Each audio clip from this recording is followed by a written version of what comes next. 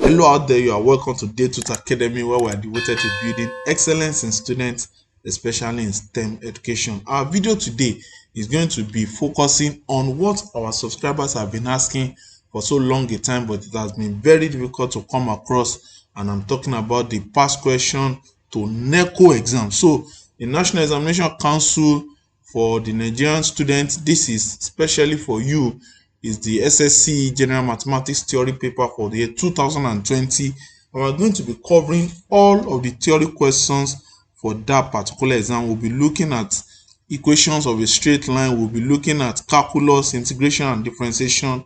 We'll be looking at set theory. We'll be looking at statistics. We'll be looking at probability, quadratic equation. We'll be looking at measuration of shapes, logarithm and indices. We're going to be talking about commercial mathematics, arithmetic progression. We'll be looking at construction, okay?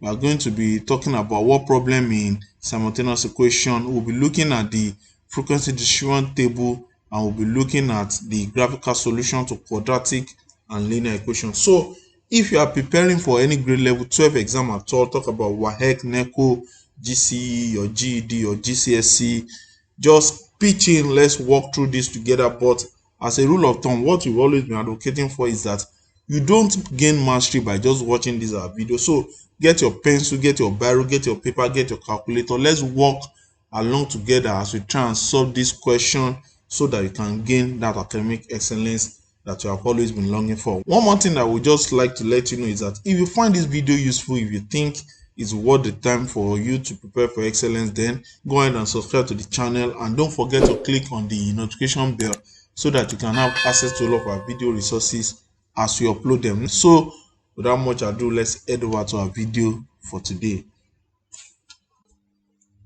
This is a question on the equation of a straight line, in which we are asked to find the equation of a straight line passing through the point A that is defined as 6,5 and B that is defined as minus 2,7.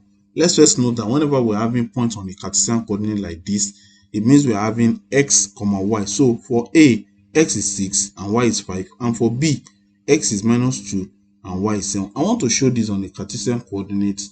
So what we want to do is to find the equation of the straight line joining them, but we can as well just try to locate this point. Like A is 6,5. So on the x-axis, we have our scale to be 2 units on the graph. So 6 is here. So I have 6 here. And then 5 is here. 5 should be between 4 and 6. So in between here, that is 5. Okay, so if you want to get point A, it will be the point of intersection of these 2 points on the y and z-axis coming together just like this. We have this line going and this other one coming here, and that point of intersection, this is going to be the point defined as A, where is 6,5. You can see 6 on the x-axis, 5 on the y-axis. So in the same vein, for the point B, we have minus 2,7 x for, so x is minus 2, this is minus 2 here, and y is 7. 7 will be between 6 and 8, so 7 will be somewhere here. And we can also trace the 2 points to intersect one another so that we can find the location of point B.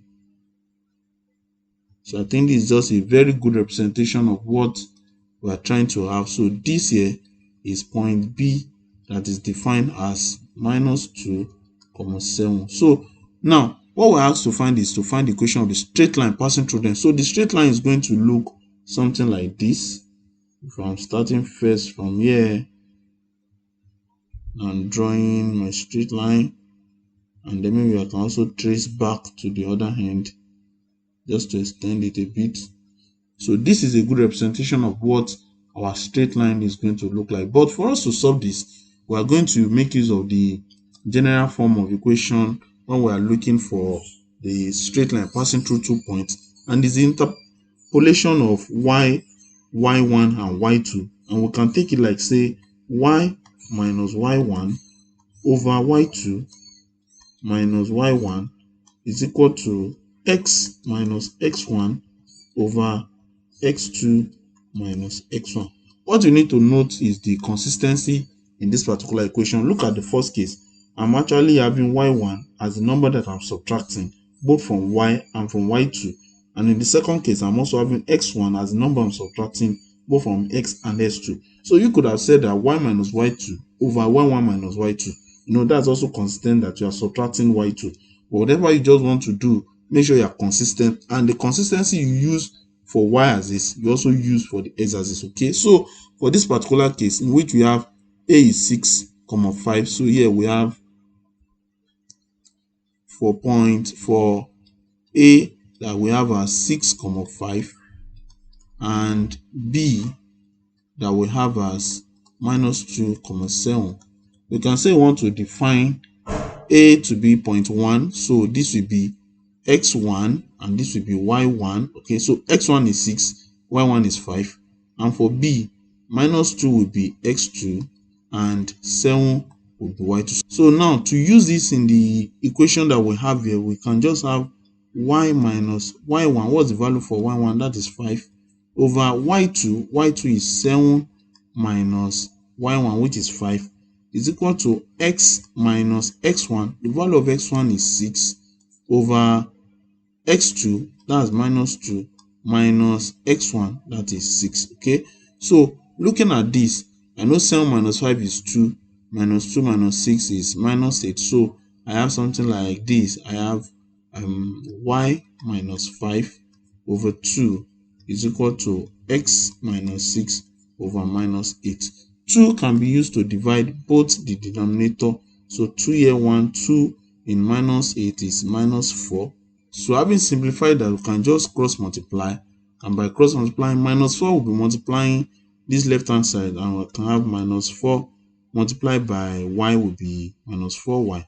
Minus 4 multiplied by minus 5 will be plus 20, because the negative numbers will multiply each other, and then the 5 and 4 will multiply to give 20, is equal to x minus 6. Okay, so here if I move 20 to the right hand side, I have minus 4y is equal to x minus 6 minus 20.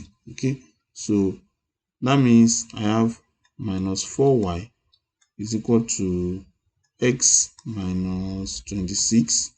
And to actually have it as the general form, y is equal to mx plus c, I can just divide both sides by minus 4. Okay, so this will also be over minus 4 over minus 4, such that in that case minus 4 and minus 4 will cancel. So y will be here, I have is minus 1 over 4x, then minus 26 divided by minus 4, the negative signs will cancel out, so I will have plus 26 over 4. Let me look at that. That should be 6.5. 26 divided by 4, that's 6.5, will be plus 6.5. And so this is quite good, and I love this. But I want you to just notice something. Look at this. I have minus 1 over 4 as m if we compare to this. So we're having we have it as y is equal to minus 1 over 4x plus 6.5. Okay, in comparing to this. So first, you can see that the slope minus 1 over 4, it implies that looking at this question, this graph is actually going in the negative direction. If it's a positive slope, then the graph would have looked something like this. But in this particular case, that's not what we are having. So it is actually a negative slope.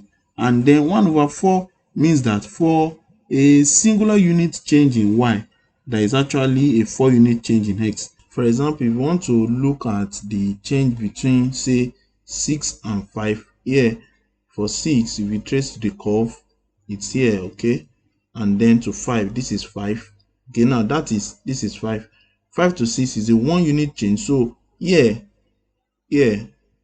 this point is actually a 1 unit change in y. Okay, but look at it, the same, this from 6 down to 5 here, but the same for x. Here is actually the whole of here to here for x, and that is corresponding to 2 to 6, and that is a change of 4. Okay, here 6 minus 5 is just a 1 unit change, but here 6 to 2 is a 4 unit change, and that's why you have 1 over 4, meaning for a singular change in unit of y, there are 4 units change in x. It's negative because the graph is going in the negative direction and not in the positive direction like this. That's why it is negative. So since it's going in the negative direction, then it is negative. But for a 1 unit change in y-axis, we have 4 unit change in x-axis. So we have 1/4. And then the intercept, I love this sincerely. The intercept, look at this point where the line is cutting the y-axis, that's the intercept. It is C, and you can see this is 6, 7 and 8. In between 6 and 7, we can see that that's where the line is cutting the vertical axis, and that means this is, you can see, is the equal division. So it's actually 6.5 to reflect that intercept C. And that's how you actually go about defining your straight line graph, your straight line equation. Understanding how to interpolate are really helped us to solve this question, and the correct answer from all that we have actually been working with is that the solution to this problem is that y is equal to -1/4x plus 5. All right, so this is the answer. In this question on integration, we're asked to evaluate the integral of 2x plus 9 with respect to x, and we have our upper limit to be 2 and the lower limit to be -1. So this is the general format of integration for a linear algebra. If we have the integral of a multiplied by x, I want to integrate that x raised to power n with respect to x, what we are going to have is we are going to have the a multiplied by x, then n plus 1 as the new power over n plus 1 as the denominator, then we can have a constant c. But for this particular question, in which we are even having a definite integral, it's definite because we know the lower limit -1 and we know the upper limit 2, then we can do away with the constant. So if you want to solve this particular question, we mean that the integral with the upper limit as 2, the lower limit as -1 of 2x plus 9 with respect to x is going to give us this. So for this particular case, we can take it piecewise and say, in the first case, if you are looking at 2x, that means we are having something like this: 2 multiplied by x. This x is having a power of 1. Then we are supposed to add another 1 to it, so we have plus 1 over this power as the denominator, 1 plus 1, okay? Then plus, now when you have 9, ideally if you have just a singular 9, a constant, it's as if we are using 9 to multiply x raised to power 0, because x raised to power 0 is 1. Any number raised to power 0 by the laws of indices is 1. So 9 multiplied by x raised to power 0 is actually 9. We are not changing anything from here. This is just consistent. But because we want to do this integration and we want to reflect that power, we can just say, so this is plus 9 multiplied by x raised to power 0. This is the original expression. But now we need to add 1 to the power and also divide by this power as the new denominator, 0 plus 1, and then we are taking this integral from -1 as the lower limit to 2 as the upper limit. So we don't need to consider the constant because it's a definite integral. All right, so if we want to solve this, this is just going to give us 2x multiplied by 2 multiplied by x raised to power 1 plus 1 will give us 2x squared. Okay, 1 plus 1 is 2. Okay, and here 9 multiplied by x raised to power 0 plus 1 will give us 9x, because it's just only 1 that is remaining over 1, and this is as good as we saying these 2 can cut these 2 and 1 is not going to have any effect. We are still taking that limit from -1 to 2, such that what we have is now x raised to power 2 plus 9x, and we are taking that integral from -1 to 2. So now what this implies is that in the first case we can take 2 as a value for x, and in that case that would be 2 raised to power 2, okay, plus 9 times the value of x, that is 2, okay, minus, now student, you need to take note of this. You don't want to just use 1 as the value of x. In the second case it is -1, so you have -1 raised to power 2 plus 9 multiplied by x multiplied by minus 1. Okay, so this is what we just need to evaluate now. 2 raised to power 2 is 4 plus 9 raised to power 2 is 18 minus 1 raised to power 2 is 1. Okay, any negative number raised to an even power will be a positive number. So let's just note that as a rule of thumb. Then 9 multiplied by minus 1 is minus 9. So this is going to give us 4 plus 18 is 22. Okay, then minus 1 minus 9 is minus 8. So this is nothing but 22 plus 8, because negative numbers, negative sign multiplied by this negative sign will be a positive sign. So we have it to be plus 8, and 22 plus 8 is equal to 30. So for this particular question, look at how we've been able to solve this. First, by understanding the means by which we carry out derivatives. First, by understanding the means by which we carry out integration, we're able to actually find the integration of this, and then we take the upper limit 2 and the lower limit minus 1 and substitute them into the integration and subtract as appropriate to get our final answer to be 30.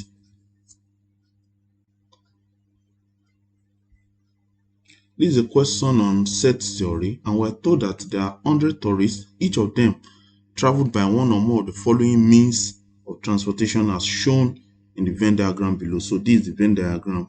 Now, if 52 people traveled by bus and 35 by train, we are to find the values of U, V, and W. This is U, V, and W.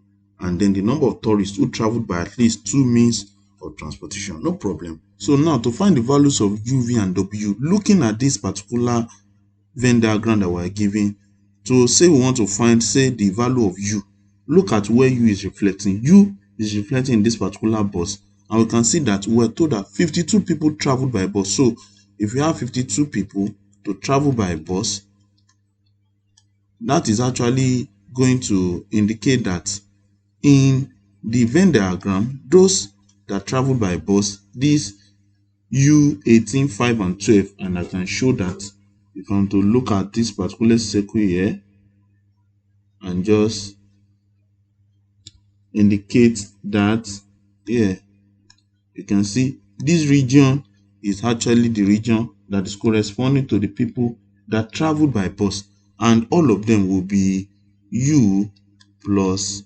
18 here, plus 5 and 12, plus 5 and plus 12.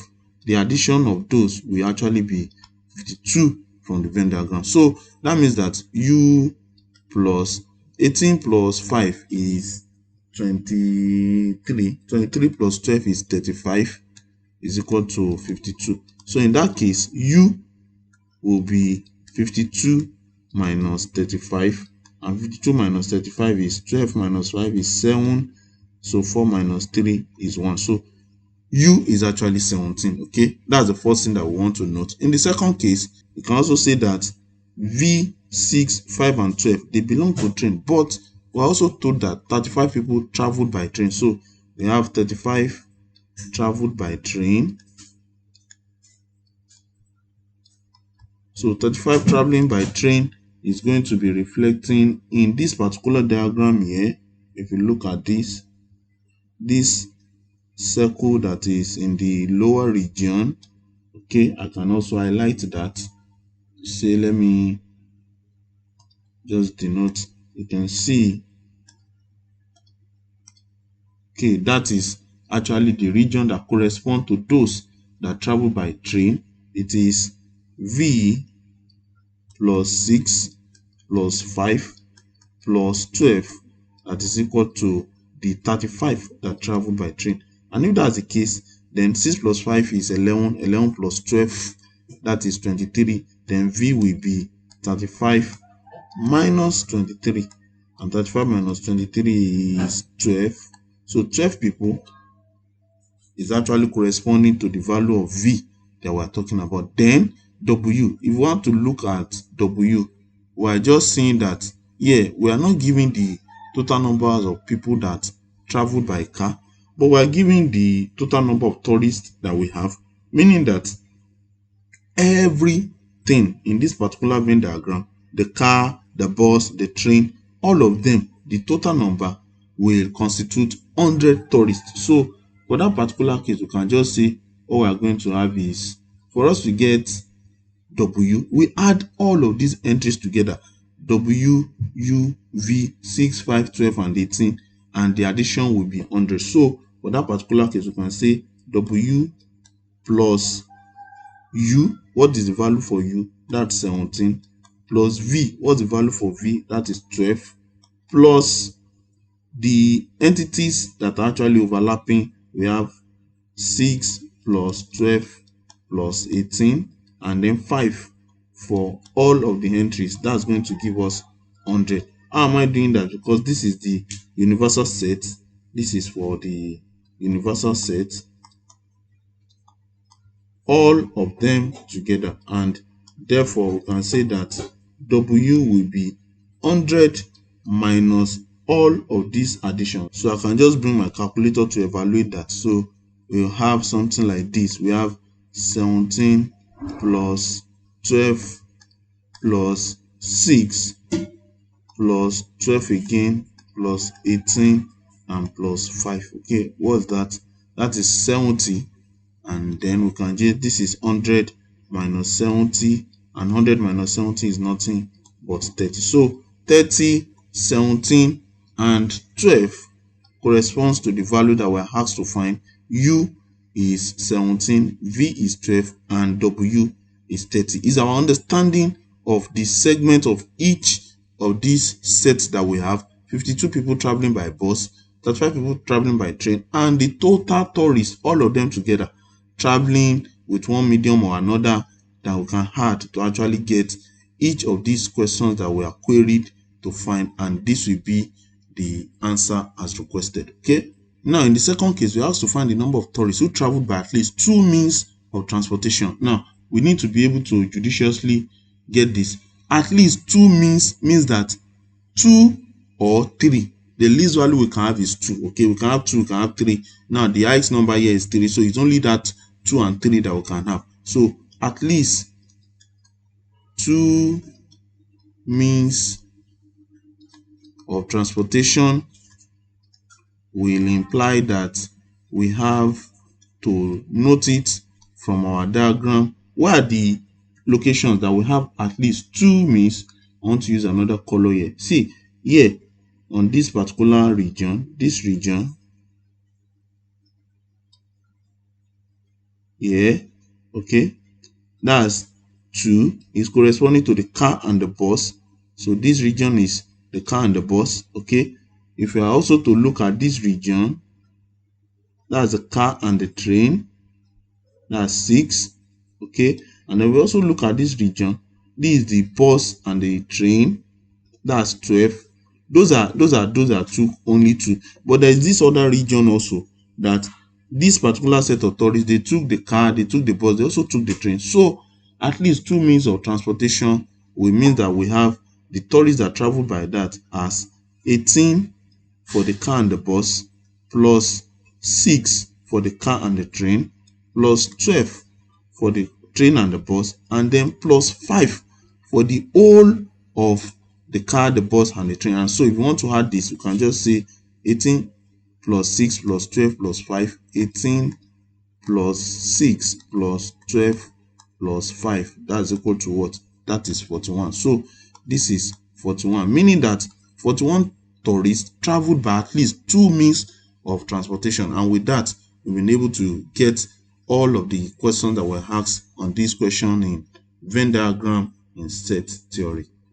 I told that the marks obtained by some students in a test are shown in the table below. So these are the marks in the first row and the frequency of the students in the second row. Then we are asked to find the median mark and the summation of the median and the mean mark. So in this particular question that we have frequency being featured, for us to find the median mark, we need to know the total number of students by adding all of these frequencies together. So we have 3, 5, 9, 12, 8, 6, 5, and 2. We want to add that. We have 3 plus 5 plus 9 plus 12 plus 8 plus 6 plus 5 plus 2. That's what? 50. So the total number of students as featured here is 50. Now we need to know this so that we can find the median mark, because the median mark will reflect at the 58 over 2 position. So median mark will be the mark at 50 over 2th position, and that is at the 25th point. Okay, because 50 over 2 is 25. So looking at these numbers, if we want to add cumulatively so that we'll get to 25, we can say 3 plus 5, that is 8. 8 plus 9, that is 17. So here is 17. 17 plus 12, that is 29. Okay, so this is 29. So the 25th position is falling in this particular column. So that mark is going to be at the location here. That's where it's going to feature. Okay, but look at this. Ideally, we have the total number of students as 50, meaning that the total number of students is even. And for us to find the median, we actually take the 25th and the 26th position. So it is going to be 6 at the 25th plus 6 at the 26th position, all divided by 2. But here is quite interesting. We have 6 to be reflecting in both. So the mean mark, the median, not the median.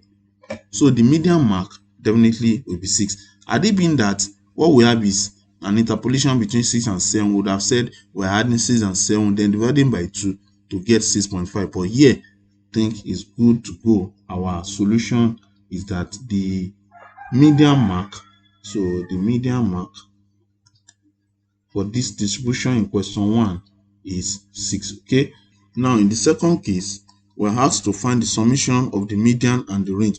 But first, we need to evaluate the range. What is the range? The range is the difference between the highest occurring mark and the lowest occurring mark. Here, in this case, you can see we have 10 as the highest mark, we have 3 as the lowest mark. So the range will be the highest mark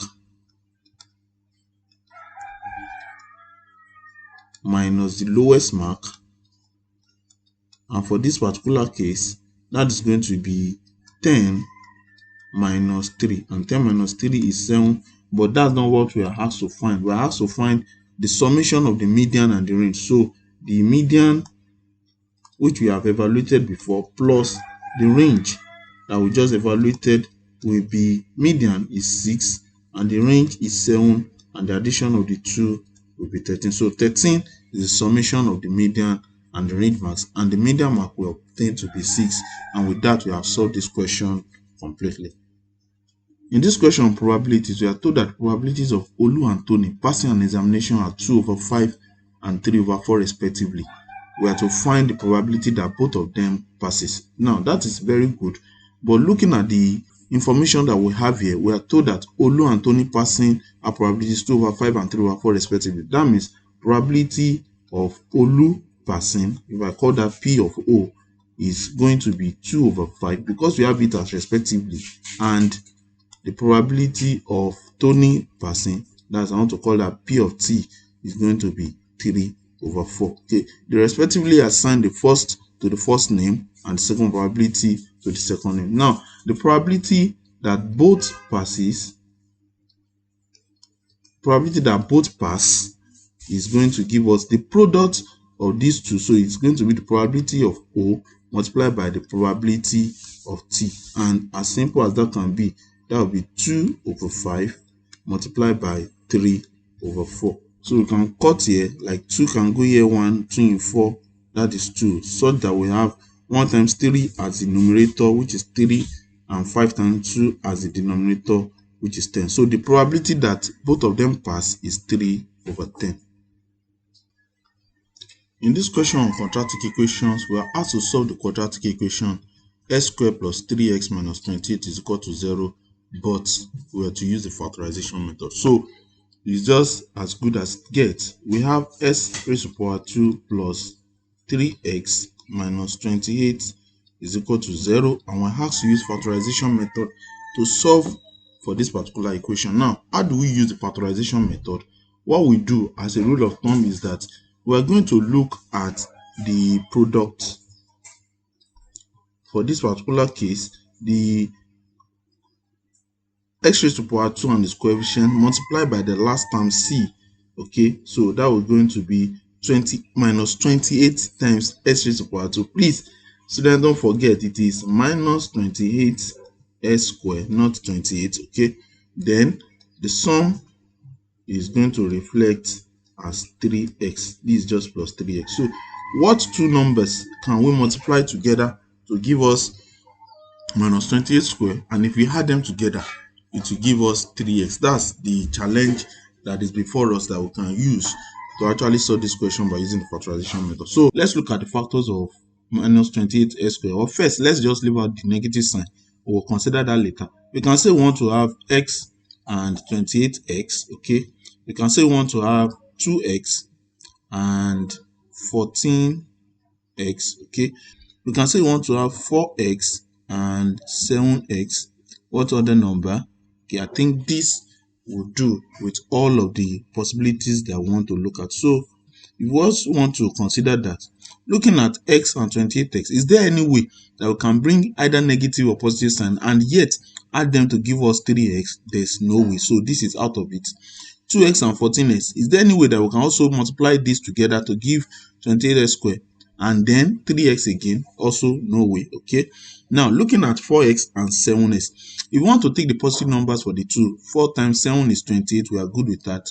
Then 3x, if you say you want to add them together, that will be 11x. But if you say you want to subtract them, like say we have 7x minus 4x, 7x minus 4x is actually 3x. So if I consider this to be minus 4x and 7x, then I know that the sum will definitely be 3x. What about the product? The product will be minus 4 times 7, which is minus 28, then x times s, which is s squared. So the product is giving us minus 28s squared. The sum is giving us 3s. Then definitely this is what we should make use of. So these particular factors are going to help us to actually solve our question appropriately. And what we do once we have found that is that instead of 3x that we have in the middle, we put in these two factors that we have obtained as the replacement for 3x. So in that case, we are going to have s squared plus, instead of plus 3x, now I can say minus 4x plus 7x. And am I actually changing anything? No,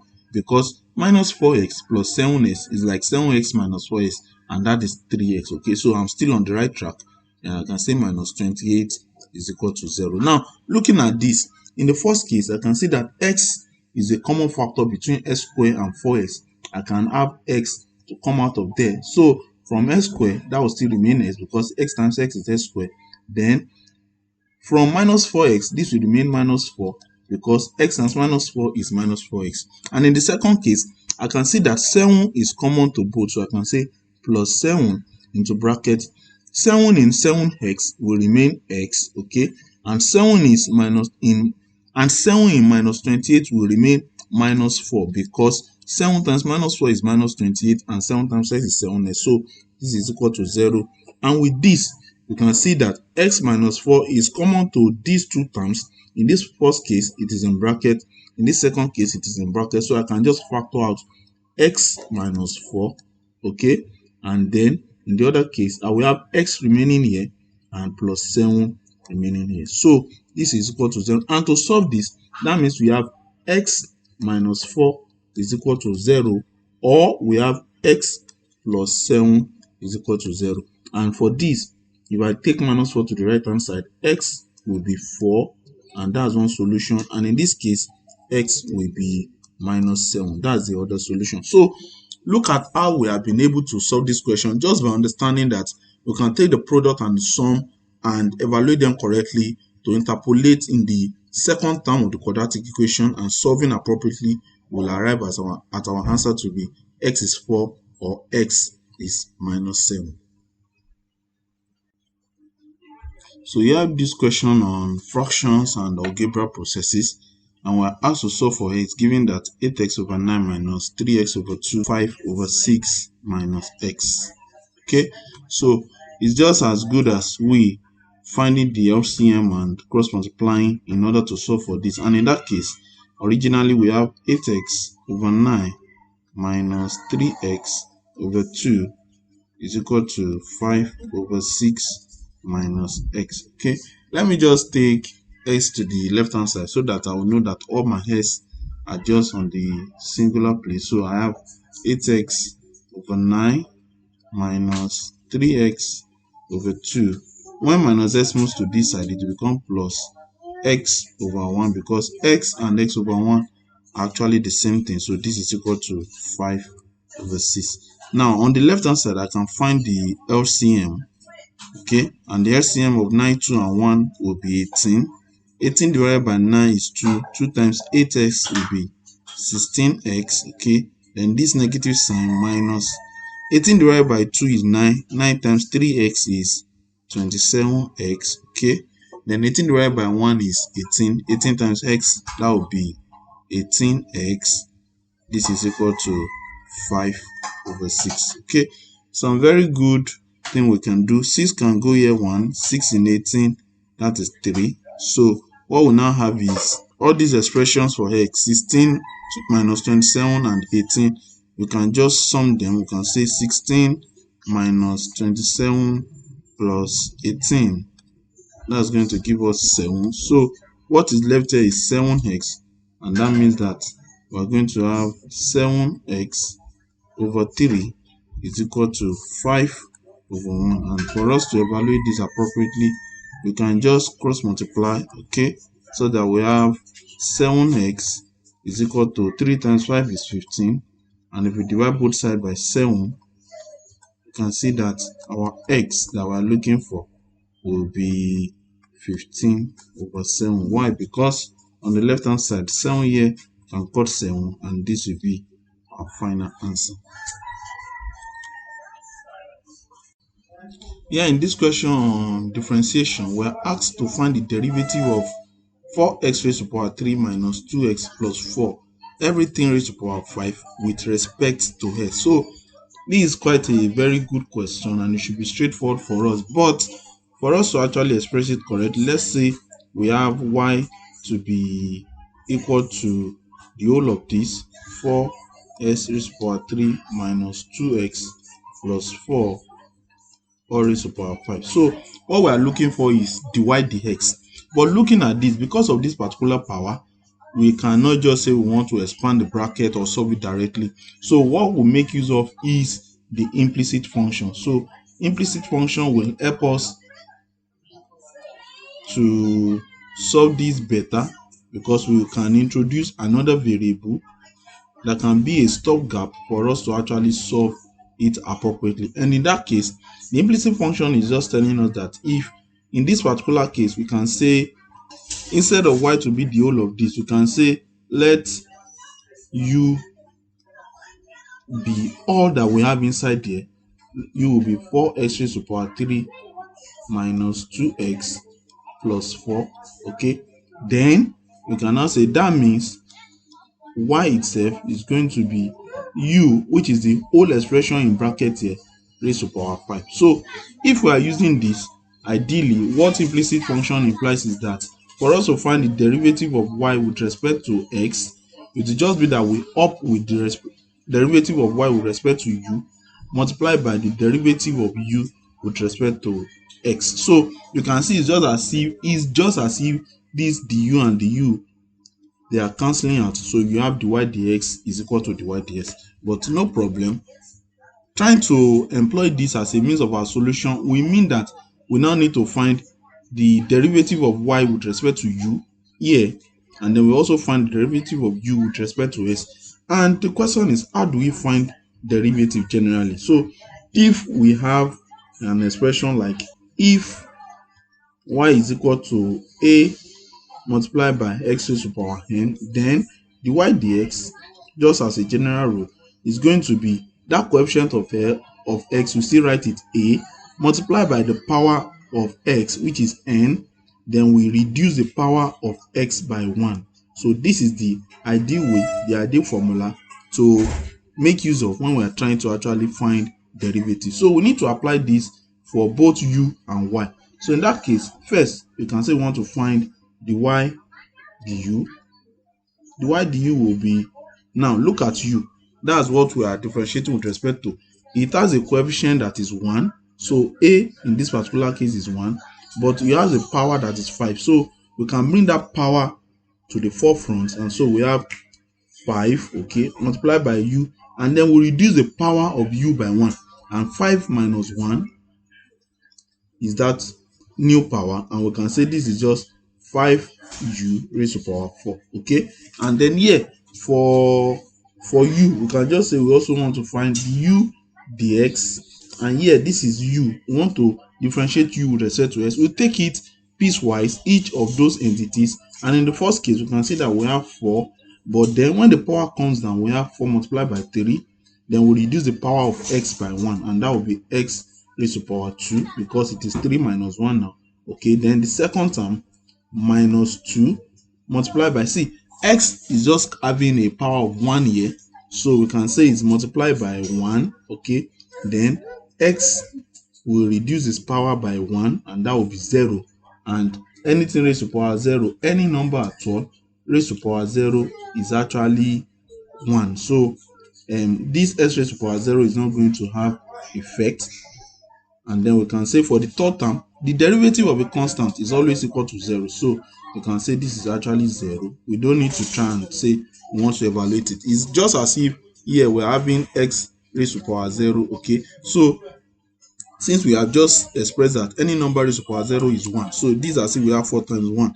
But when the power comes down, it will be 4 times 0, and any other number multiplying that 0 will be 0. So this is the expression for du ds, and we can just write those out to say that now we have found the y du to be 5u raised to power 4, and we have found the u dx to be 4 times 3 is 12, okay. Then we have 12s squared minus x raised to power 0 is 1, then 2 times 1 is 2 is 2. So what we need to now evaluate is that this dy ds we have expressed as dy du multiplied by du ds. And what is dy du? It is 5 multiplied by u raised to power 4, okay, then multiplied by 12s squared minus 2. All right, so we can say 2 is common here, and we can factor it out to be, now when that 2 come here and multiply 5, we have it as 10 multiplied by u raised to power 4 multiplied by, we factor 2 out of here, so we have 6s squared remaining. We factor 2 out of here, so we have 1 remaining. But nobody gave us u in the original question.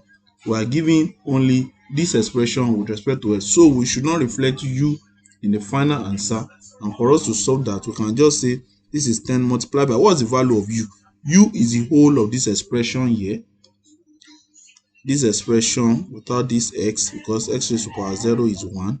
So if you want to put that into our equation, we have it as 4x raised to power 3 minus 2x plus 4, okay. Then this particular 6s squared minus 1. You can leave your answer like this, but I'm also saying that 2 is common to this particular expression of u that we just brought back. So I can say this is also 10 multiplied by the 2 that is common to them. You see 4, 2, and 4. So if I factored out 2 out of that, here I will have 2s raised to power 3 remaining. In the second case, I have minus x. In the third case, I have plus 2. Okay, all multiplied by 6s squared minus 1. So 10 times 2 is going to give 20. Okay, then multiplied by 2 x raised to power 3 minus x plus 2 multiplied by 6s squared minus 1. So this is the ideal way to carry out implicit function and solve differentiation with the appropriate step, and our final answer is given as this expression. All right, in this question on algebra processes, we are told to solve the equation 5 over 3 into bracket 2 minus x minus 1 minus x over 2 minus x is equal to 3. So how do we go about solving this question? One of the key things I would like us to pay attention to is the least common multiple for this particular expression, because if you can multiply both sides of this equation by the least common multiples, it will eliminate the denominator on the left hand side, which is carrying the variable x that we are looking for. So what is the least common multiples for this particular expression? It is 3 multiplied by 2 minus x. You can see 2 minus x is here. It can be found in this LCM. Then 3 multiplied by 2 minus x is even this same LCM. So if we multiply both sides of the equation by the LCM, we are going to have a very good expression like this. So we are using 3 into 2 minus x to multiply 5 over 3 into 2 minus x. That's the first term, okay? Minus, we're also using it for the second term.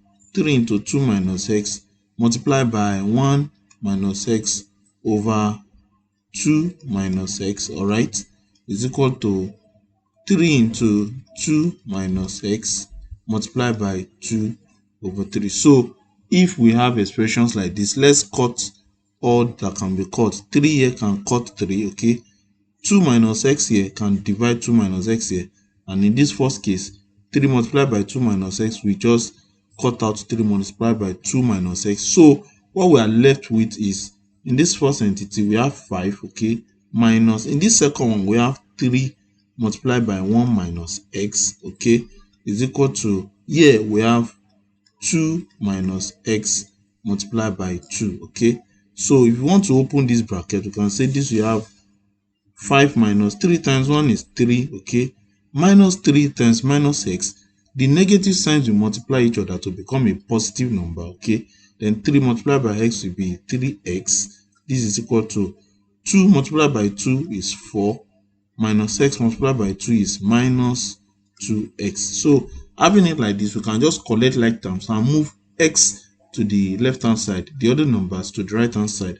And so here we have 3x, which is the only entity that is having the variable x. Then when minus 2x move to the left hand side, it becomes plus 2x, okay, is equal to 4. Now 5 minus 3 is 2. When 2 moves to the other side, it becomes minus 2. So 3x plus 2x is 5x, giving us 4 minus 2, that is 2. And for us to just solve this, we can divide both sides by 5. So 5 on the left hand side will cut 5, such that our answer, the solution, is that x is equal to 2 over 5. So what really helped us to solve this question is for us to actually know that if you multiply both sides of the equation by the LCM, it will simplify our work, and that's exactly what we carried out. And you can employ this method to also solve questions like this when you come across them in your exam. In this question on mensuration, we are told that the volume of a sphere is 9 whole number 1 over 3 times its surface area.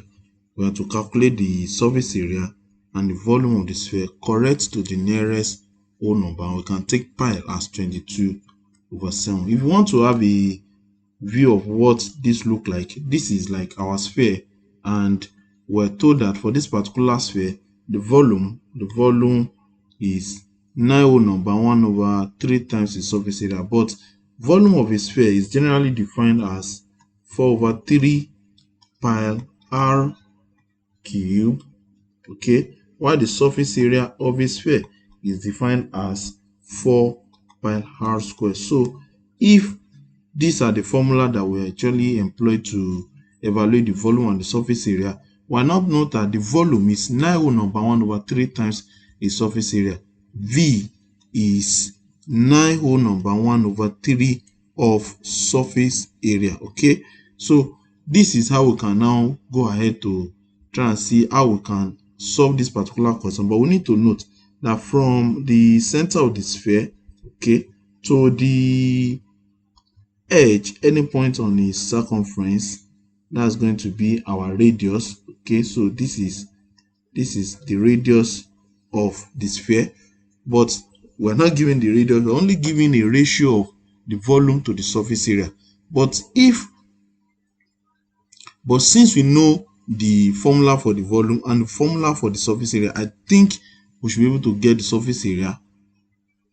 But since we know the formula for the volume and the formula for the surface area, I think we should be able to get the radius, and from there compute the surface area and the volume as requested. So for us, if we just want to put in the formula for the volume and the surface area, we can say it is 4/3 pi r cube, that is equal to 9 number 1/3 is the same as, we want to express it as a proper fraction. 9 times 3 is 27. 27 plus 1, that is 28. So we have it as 28/3. Multiplied by the surface area, that will be times 4 pi r squared. So looking at this particular expression, you can see that pi can cancel out. Over 3 and over 3 here can cancel out. 4 and 4 can also cancel out. So here we have r raised to power 3. Here we have r raised to power 2. If we divide both by r raised to power 2, okay, we can see that here r raised to power 2 and r raised to power 2 will knock out each other. Then r raised to power 3 over r raised to power 2 is as if we are having r raised to power 3 divided by r raised to power 2, okay, to be equal to 28. By laws of indices, you know this is the same as r raised to power 3 minus 2, because this division will turn to minus when if we take only one of the base and we are working with the power. So this is actually r raised to power 1, which is r, and it is equal to 28. Now, before we just jump ahead to say we want to get the solution to this, notice that we are not even told about unit at all. So students, is either you append an arbitrary unit, or for me, I will just say 28 units.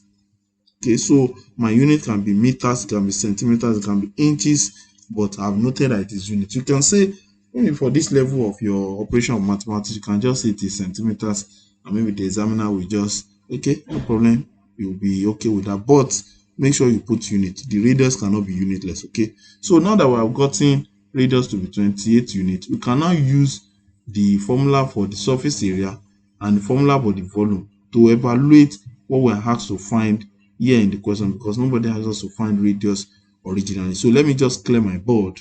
And from what we've done so far, we've been able to say that r, the radius, is 28 units.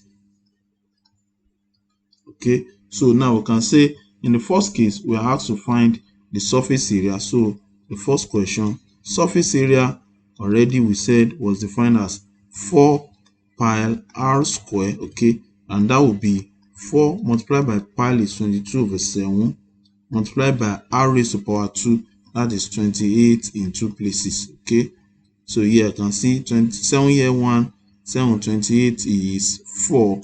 So what I just have as the answer will be the product of 4 times 22 times 4 times 28, okay. So that is 9856, 9856. Now, you know, I use just ordinary units for my radius. Then this will be square units. Student, please just take note of this when you are working on this so that you can get your full mark. I don't mean that if you are using centimeter, you can just say centimeter square. If you are using meters, you can say meter square. But for me, I'm saying that no matter the unit, I'm just saying the square of the unit. So I'm saying square unit, okay? So, and finally, in the third case, already this is just a whole number. We don't need to be bothered about correct to the nearest whole number. So finally, we have to find the volume, and well noted that volume is 4/3 pi r cube, okay. So that will be 4/3 multiplied by 22/7 multiplied by r, which is 28 raised to power 3, okay. So we can also use our calculator to evaluate that. I have 4/3 multiplied by 22/7 and then multiplied by 28 raised to power 3. I can use shift s square to actually get this raised to power 3 on top of s raised to power 2. So I can compute that to say I want to get it in decimal place. So this is 91989 point. Now the bar on top of 3 means it is a repeated value of 3. That's 0.33333. So I just have 91989.3. So this is 91989.33. But if I want to express it correct to the nearest whole number, I know 0.33, I will just round them down to 0 because they are not up to 5. Numbers between 1 and 4, numbers from 1 to 4, we round them down to 0 and they will not have any effect on the previous number. But numbers from 5 to 9, we round up to 1 and add to the previous number. In this case, 3 is not up to 5, so you can just round them down. So I just have 91989. But now what's going to be my unit? It should be cube unit.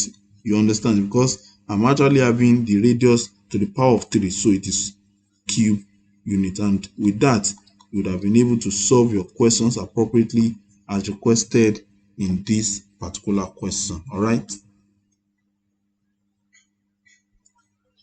Here in this question on logarithm, we are told that if log to base 10 of 3x minus 5 raised to power 2 minus log to base 10 of 4x minus 3 raised to power 2 is equal to log to base 10 of 25, we are to find the value of x.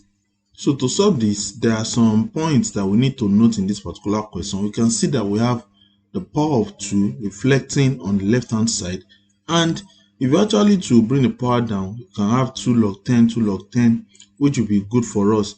But if we say we should actually try and lump these two logarithms together, we'll see that we are still going to have this power of 2, and to try and solve that, it will complicate matters because we still need to open up the bracket and then solve. But the ideal thing, or the best thing that we could have used, one of the simplest ways, is to just express the whole of the equation as log to base 10, but each one of them, both the left hand side and the right hand side, carrying the power of 2 such that we can knock out. So this is what we're going to do. We're going to have it as log to base 10 of 3x minus 5 raised to power 2 minus log to base 10 of 4x minus 3 raised to power 2 is equal to log to base 10. 25 itself is 5 raised to power 2, so we can have this as 5 raised to power 2. And with this, you can see that for each of the entries, we are having raised to power 2 reflected. And if you want to employ the law of logarithm that said that log to base a of m raised to power n is the same as n multiplied by log to base a of m, this is one of the laws of logarithm that we can use. And if you want to apply it here, we are going to have 2 log to base 10 of 3x minus 5, then minus 2 log to base 10 of 4x minus 3 is equal to 2 log to base 10 of 5. Okay. Now another law of logarithm that we can use is that if we have the logarithm, two different logarithms that we're actually subtracting like this, like we have log a minus log b, this is the same as log a over b. Okay, now we are taking a single logarithm now, and instead of having a minus b, we just have a divided by b. So this is also going to help us to actually try and solve this question, because in this case we can say that now we have 2 log 10, so that we will have it as just 2 log 10. But instead of writing this in two places, we just have it as 3x minus 5 over 4x minus 3. And what I'm just doing here is just the expression of this particular law of logarithm. So this is equal to 2 of log to base 10 of 5. Now, this is a good thing that we can do. We can see that this is 2 multiplied by log to base 10, and this is 2 multiplied by log to base 10. If those two logarithms are equal, then actually this expression are also equal. You can have it at 3x minus 5 over 4x minus 3 is equal to 5 or 5 over 1. Okay, so if we have that, we can now say we want to cross multiply here such that we have 3x minus 5 is equal to 5 multiplied by 4x minus 3. And we just open up this bracket to try and solve the question, which if we are doing that correctly, what we're going to have is that we'll have on the left hand side, we still have our 3x minus 5. And on the right hand side, we open the bracket, 5 times 4x is 20x, and 5 times minus 3 is minus 15. So we have to collect the like terms. Let me just take 3x to the right hand side and bring minus 15 to the other side. Or even let me just do it straight. I can have 3x minus 20x is equal to minus 15. When this particular minus 5 moves there, it becomes plus 5. Okay, so here 3x minus 20x is minus 17x is equal to minus 15 plus 5 is minus 10. Okay, so for this particular case, we can divide both sides by minus 17, minus 17. So here, what we'll have is that on the left hand side, minus 17 will cancel minus 17. On the right hand side, the negative sign will cut out each other. So our x will be 10 over 17 as the solution to this particular question. It's our understanding of these two laws of logarithm that really helped us to solve this, instead of going the long way of trying to open this bracket and just unnecessarily wasting time. So this is the solution to this question on logarithm.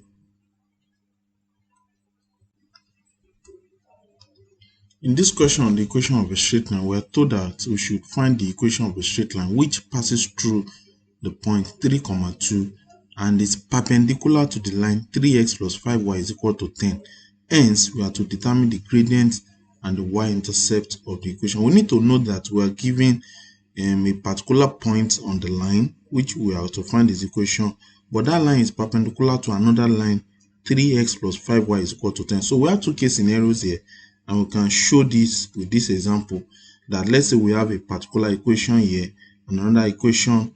So these are equations of straight line, but in the first case, the particular first equation is carrying equation y1 is m1 x1 plus c1, and the second one is carrying y2 is m2 x2 plus c2. Now these two equations, you can notice they are actually inclined at a right angle to one another, meaning that they are perpendicular to one another. And for that rule of perpendicularity to hold, what we notice is that mathematically acceptable is that m1 multiplied by m2 is equal to minus 1, meaning that the product of the slopes, the product of the gradient of these two equations is equal to minus 1. This satisfies the condition for perpendicularity. Okay, so in this particular question that we are given, we are told that, let's look at the other equation that we are given.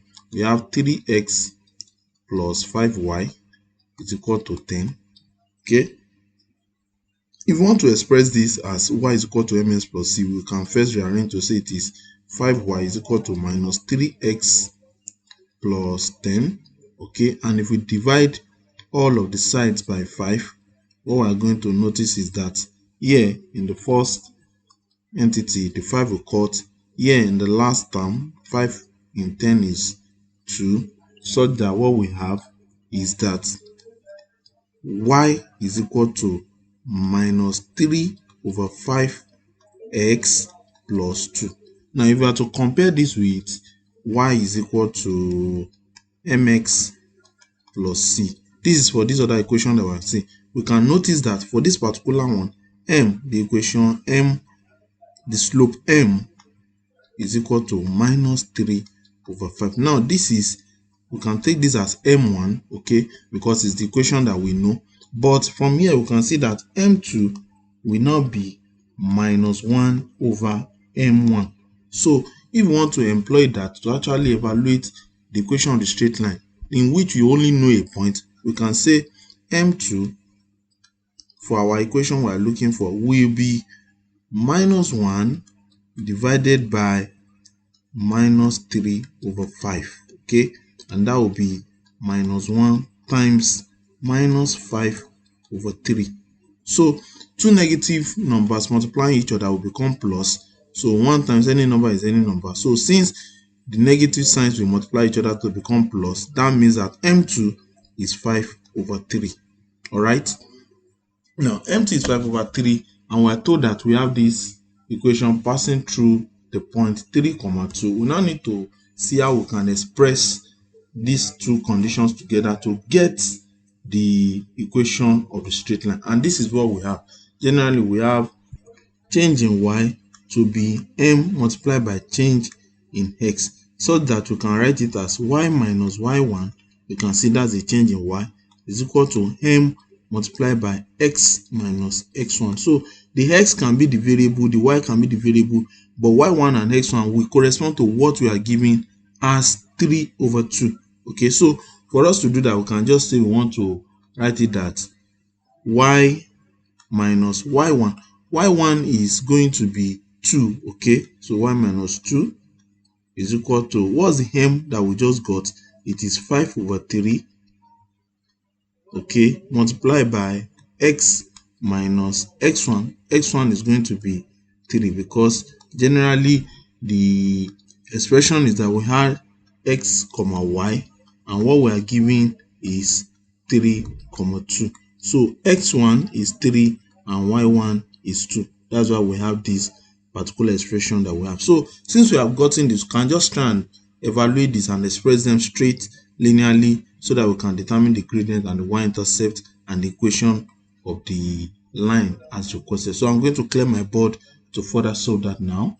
So what we have is that we have y minus 2 is equal to 5/3 multiplied by x minus 3. Okay, so we just need to open up this, because you can cross multiply and 3 will multiply the whole of this left hand side, and we have 3 multiplied by y minus 2 is equal to 5 multiplied by x minus 3. So if you open this bracket, 3 times y is 3y, 3 times minus 2 is minus 6 is equal to 5 times x is 5x, 5 times minus 3 is minus 15. So we want only y to be on the left hand side, so that it can correspond to the general equation y is equal to mx plus c.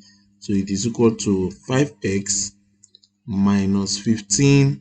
1 minus 6 moves to the right hand side, becomes plus 6. So we have 3y is equal to 5x minus 15 plus 6 is minus 9. Okay, now for us to get this straight, we can just divide each of the entities by 3.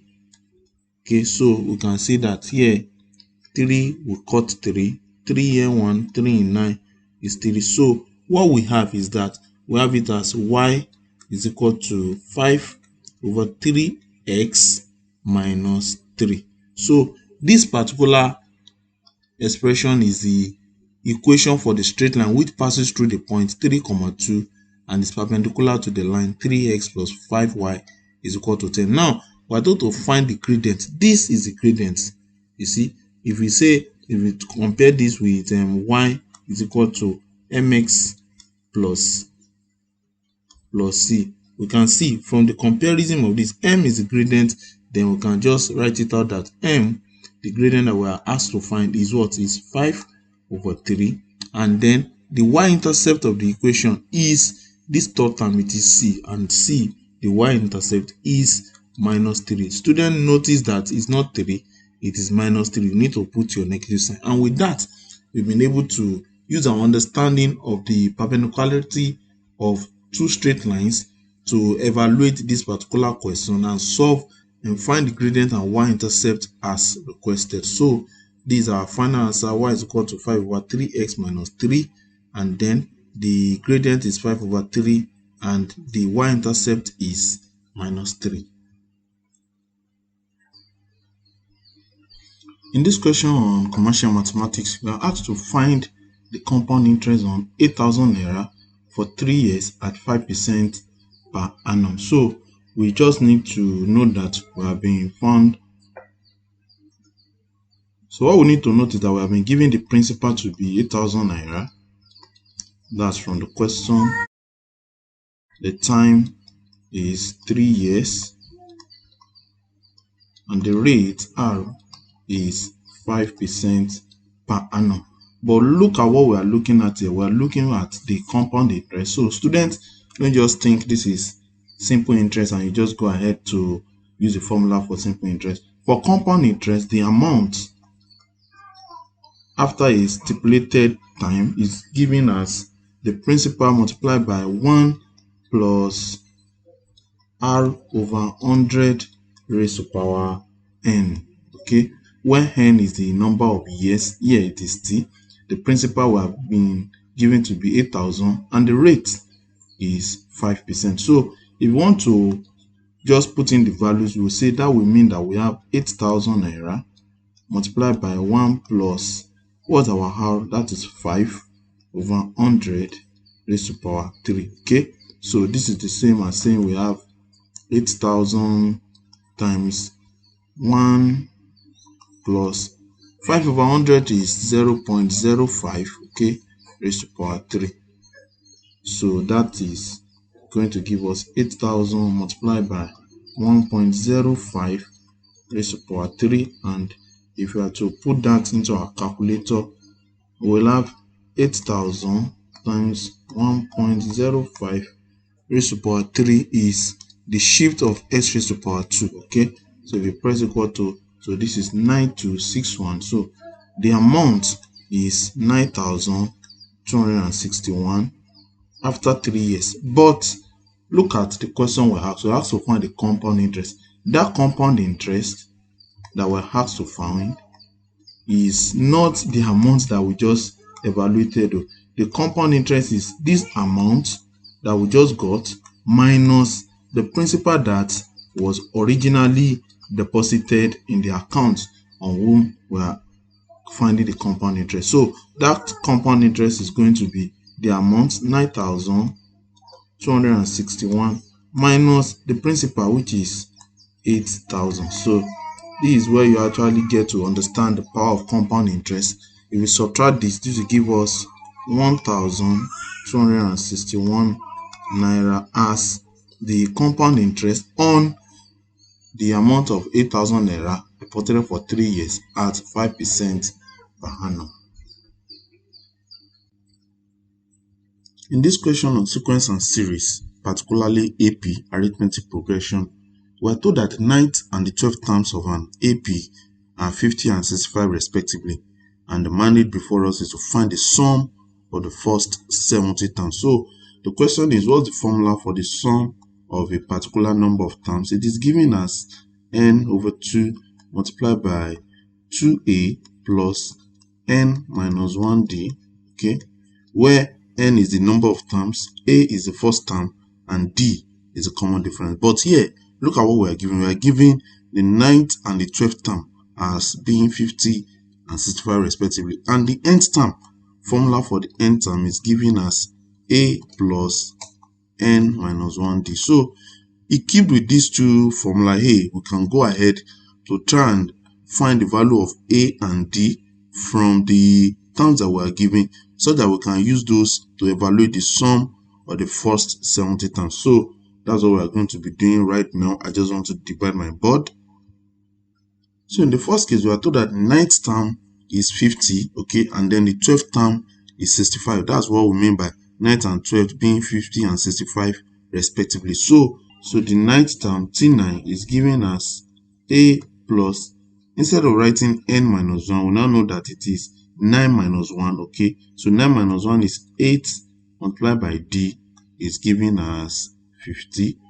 And then the 12th term, T12, is given as a plus 12 minus 1d, and 12 minus 1 is 11d, okay. That is given as 65. So we have these two equations. We can call this equation 1, we can call this equation 2, that we need to solve by whatever means is appropriate or is suitable for us. For me, I can just say I want to subtract. If I say equation 1 minus equation 2, in this case I will have, taking it term wise, I will have a minus a, okay, then plus, here I have 8d minus 11d, and on the right hand side I have 50 minus 65, okay. That is gotten by saying equation 1 minus equation 2. A minus a, this will give us 0, so we don't need to be concerned about that. 8d minus 11d is minus 3d, is equal to 50 minus 65 is minus 15. And for us to get d, we can just divide both sides by minus 3. So if you are dividing both sides by minus 3 here will cut out. Here, in which we are having a negative number dividing a negative number, that will be positive. It's as if we are saying those negative signs will cut out, and 15 over 3 is equal to 5. So that means that D, the common difference D, is equal to 5. And from the first equation, from whatever one we want to make use, you can say from equation 1, from 1, A here is going to be 50 minus 8D. So A is 50 minus 8 times 5, because we have already gotten D to be 5. So that will be 50 minus 40, and that will be 10. Okay, so A is 10, D is 50, but we're actually asked to find the sum of the first 70 times. So S70 is going to give us n over 2, in which case n here is 70, will be 70 over 2, multiplied by 2a will be 2 times 10, plus n minus 1 will now be 70 minus 1, multiplied by d, the common difference, which is 5. So this is what we just need to simplify. 70 over 2 is 35. Okay, 2 times 10 is 20, plus 70 minus 1 is 69. So we have 69 times 5 here. Okay, and if we just want to expand that, that will be 35 multiplied by, let me just evaluate this with the calculator. 69 times 5, that's what? That's 345, plus 20, that will be 365. That's 35 times 365, and 35 times 365 is going to give us, these are our initial answer times 35, 12,775. So 12,775 is the sum of the first 70 times of the AP, in which the 9th term is 50 and the 12th term is 65. This is our correct answer. All right. In this question on calculus, we are told that a particle moves in a straight line and its velocity after t seconds is given by v is equal to t raised to the power 2 minus 3t plus 2 meters per second. Then the distance of the particle from a fixed point on the line is s meters after t seconds, and s is 40 when t is 6. We are to find the formula for s in terms of t. So the first thing you need to know as a student is that this is actually a question on calculus, in which you need to bring your ingenuity of the understanding of differentiation and integration into play. Like for example, look at what we are given. We are told that the velocity of a particular body is given as v is t squared minus 3t plus 2, and then distance of the particle. So we are looking at distance and velocity. Well, actually it should have been displacement, because if we are looking at velocity, then it is displacement that's relating velocity. If we are looking at speed, it is distance. But no problem, let's flow with the tide of what we are given. So originally, from our understanding of mechanics, physics, and commercial students as students, you also need to know this. Generally, the velocity is given as the rate of change of displacement with respect to time. Okay, so v is ds dt. But for this particular case, we are told that that ds dt is equal to t squared minus 3t plus 2 meters per second. All right, but what we are needing to find, what we need to find from this particular question is the formula for s in terms of t. So if we have an expression like this, this is a differentiation expression. We want to find s, then what we do is that we'll carry out integration with respect to both sides. So we say the integral of ds dt with respect to t, okay, is equal to the integral of t squared minus 3t plus 2 with respect to t. Okay, so the fact that we are carrying out integral of this left hand side means that this is going to give us s is equal to the integral of t squared minus 3t plus 2. Can put everything in brackets, and we're integrating with respect to t. So this is what we need to do. This is what we need to evaluate. And generally, using the formula that if we want to find the integral of an expression in which a is the coefficient and x is the variable raised to power n. This is giving us a multiplied by n, then multiplied by that variable x, then we reduce the power of that variable by 1 and divide the whole expression by the new variable, which is minus 1. So if we want to evaluate for this particular expression, we can say s is equal to, in the first case, t raised to power 2. As if the coefficient of t is just 1. Here, a is corresponding to 1, so we don't need that. Then t raised to power 2, we need to add 1 to that to carry out the integration, then divided by the new power, which is 2 plus 1, okay? Then minus 3 is corresponding to a in the second expression. Then t standing alone is just as if we are having t raised to power 1, okay? Then we add the new power and divide by that new power. We add 1 and divide by that new power, which is 1 plus 1. Then plus 2. When you have 2 standing alone, it's as if you're having multiplying by t raised to power 0. And because t raised to power 0, any number raised to power 0 is 1. So we can just say it's like we have this as t raised to power 0. But we add 1, so plus 1 over this new power, 0 plus 1, okay?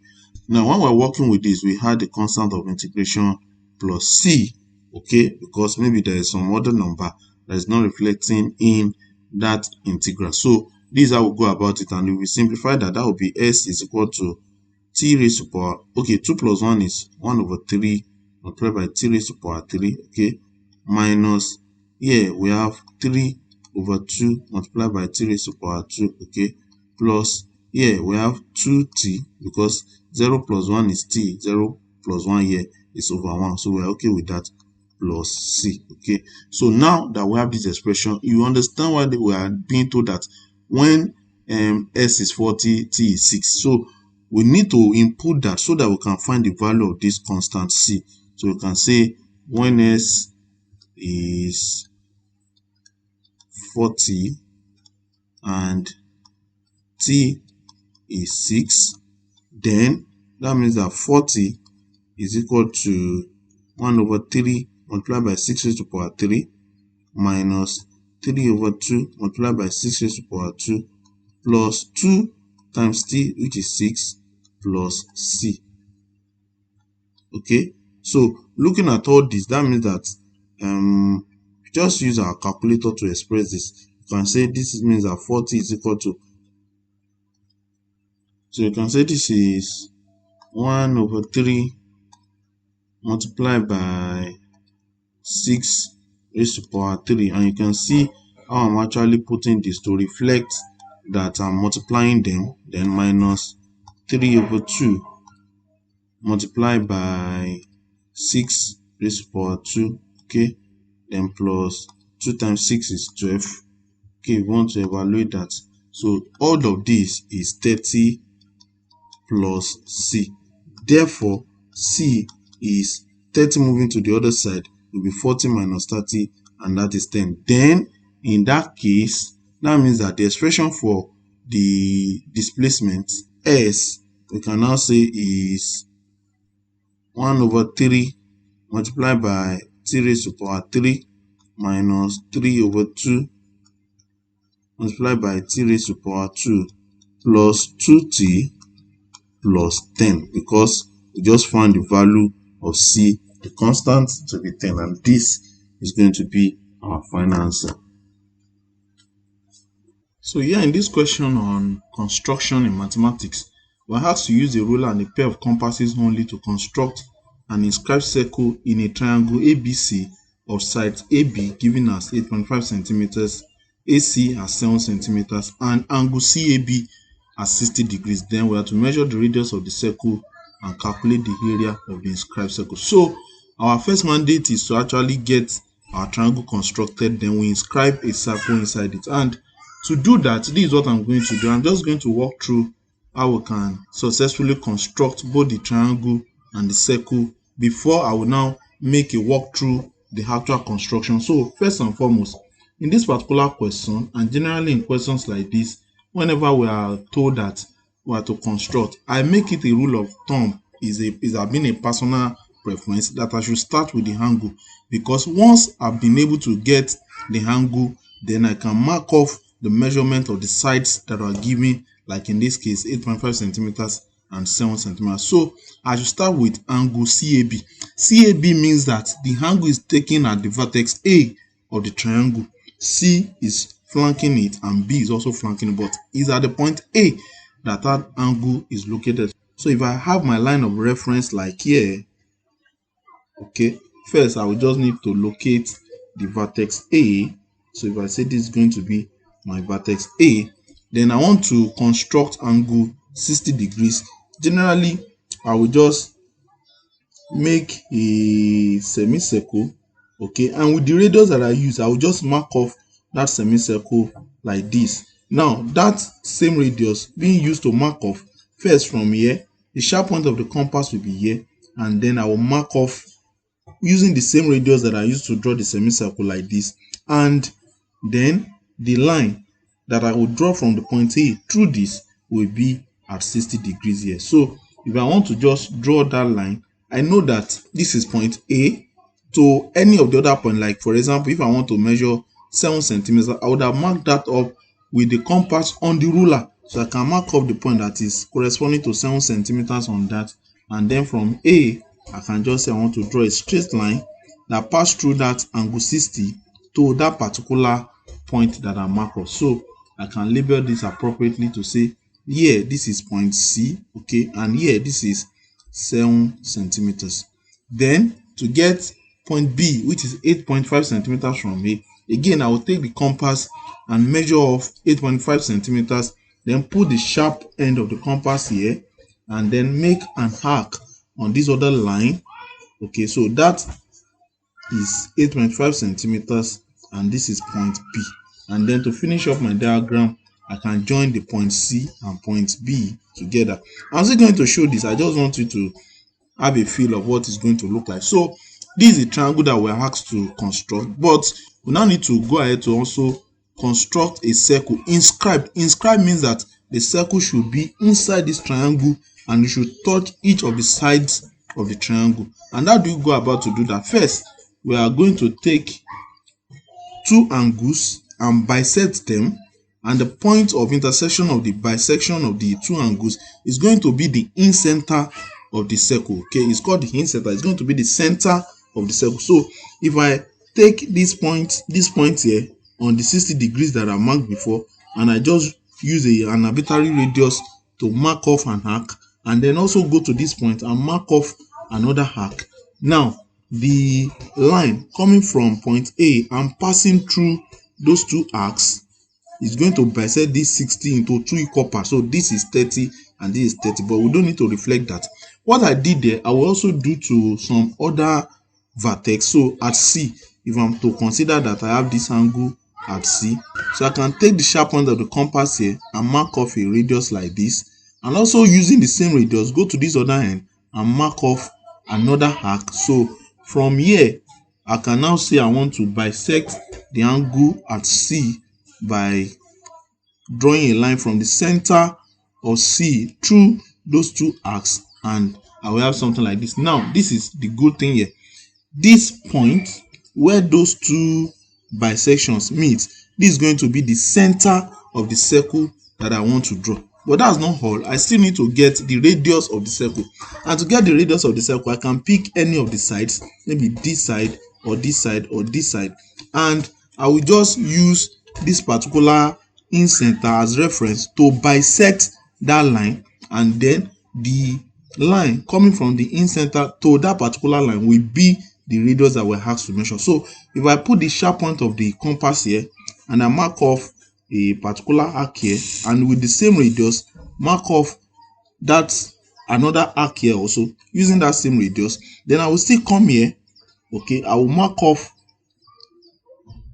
an arbitrary radius and also come here and mark off another arbitrary radius. So what I've done now, I can now use a straight line to join from the incenter to that particular perpendicular bisector of the side AC of the triangle. So from this side of the triangle to the center, this distance here is going to be the radius of the circle that we're asked to find. Okay, so this is going to be the radius R. This is the R that we have to find, and we can now put the sharp point of the compass here at the in center, and then the pencil of the compass can be here, and then we can now draw a circle that is going to join each of the side of the triangle. So it's going to be something like this, and with this we would have finished the question as we have to find. And since we would have measured the radius, then we can find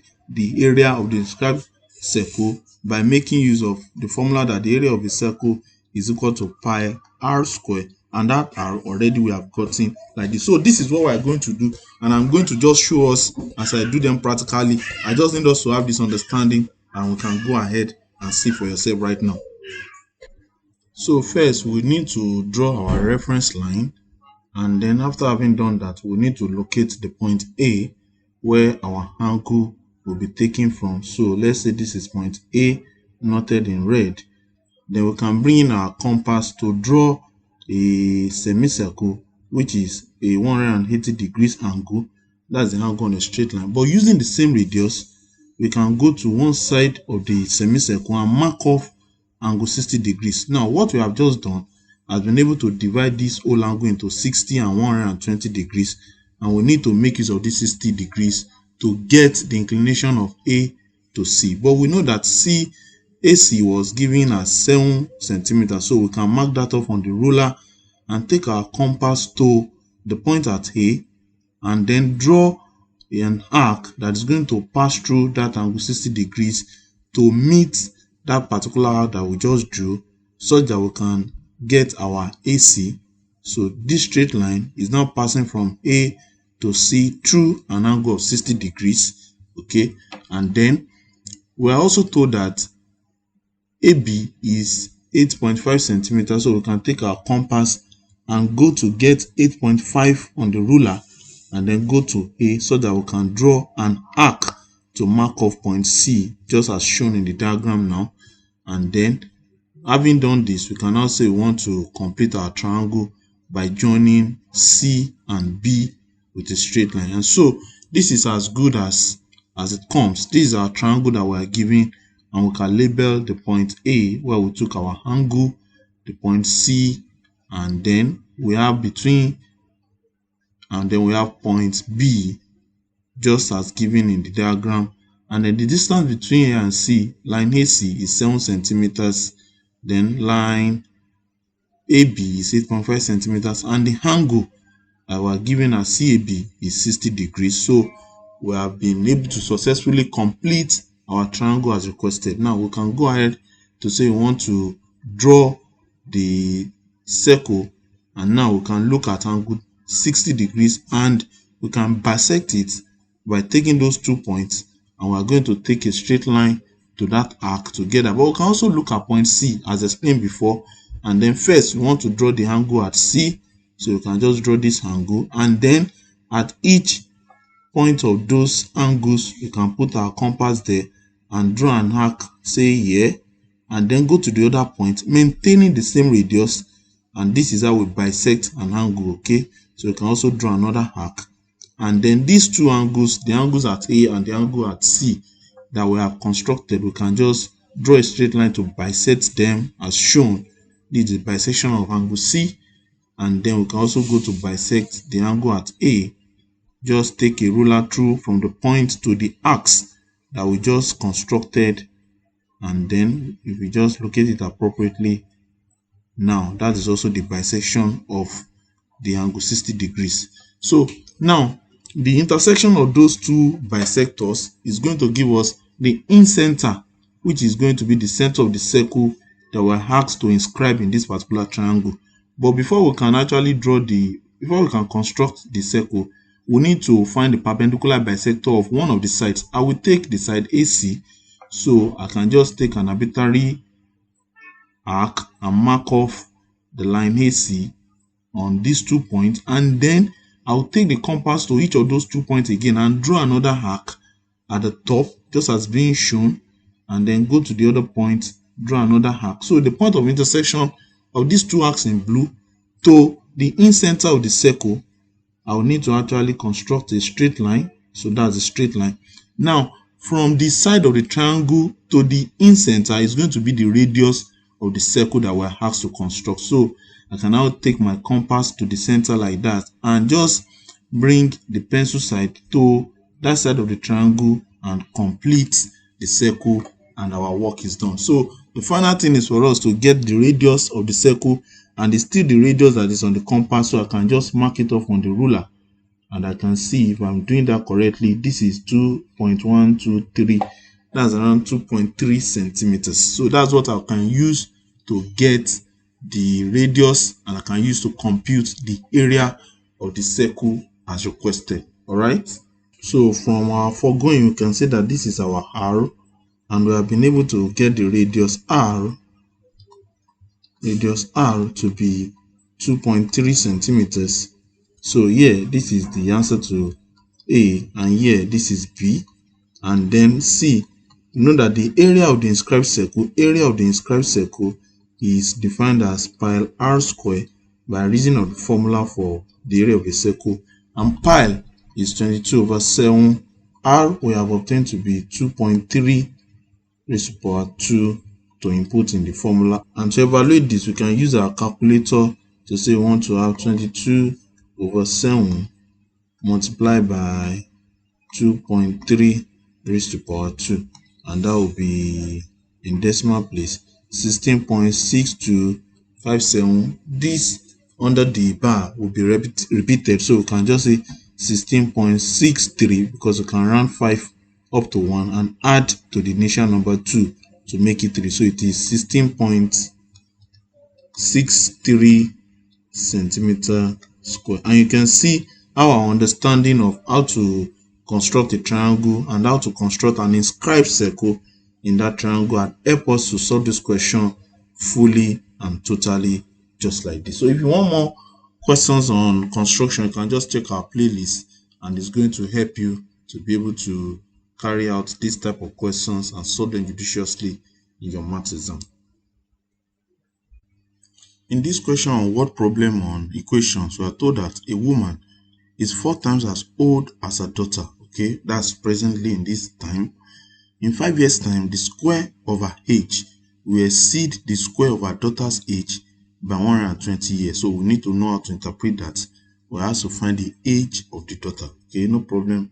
Our mandate is to work with the daughter and find what her age is going to be. So this is a classical question on equation in which if we say let mother's age be y, let mom's age be y, and daughter's age, and let the daughter be x,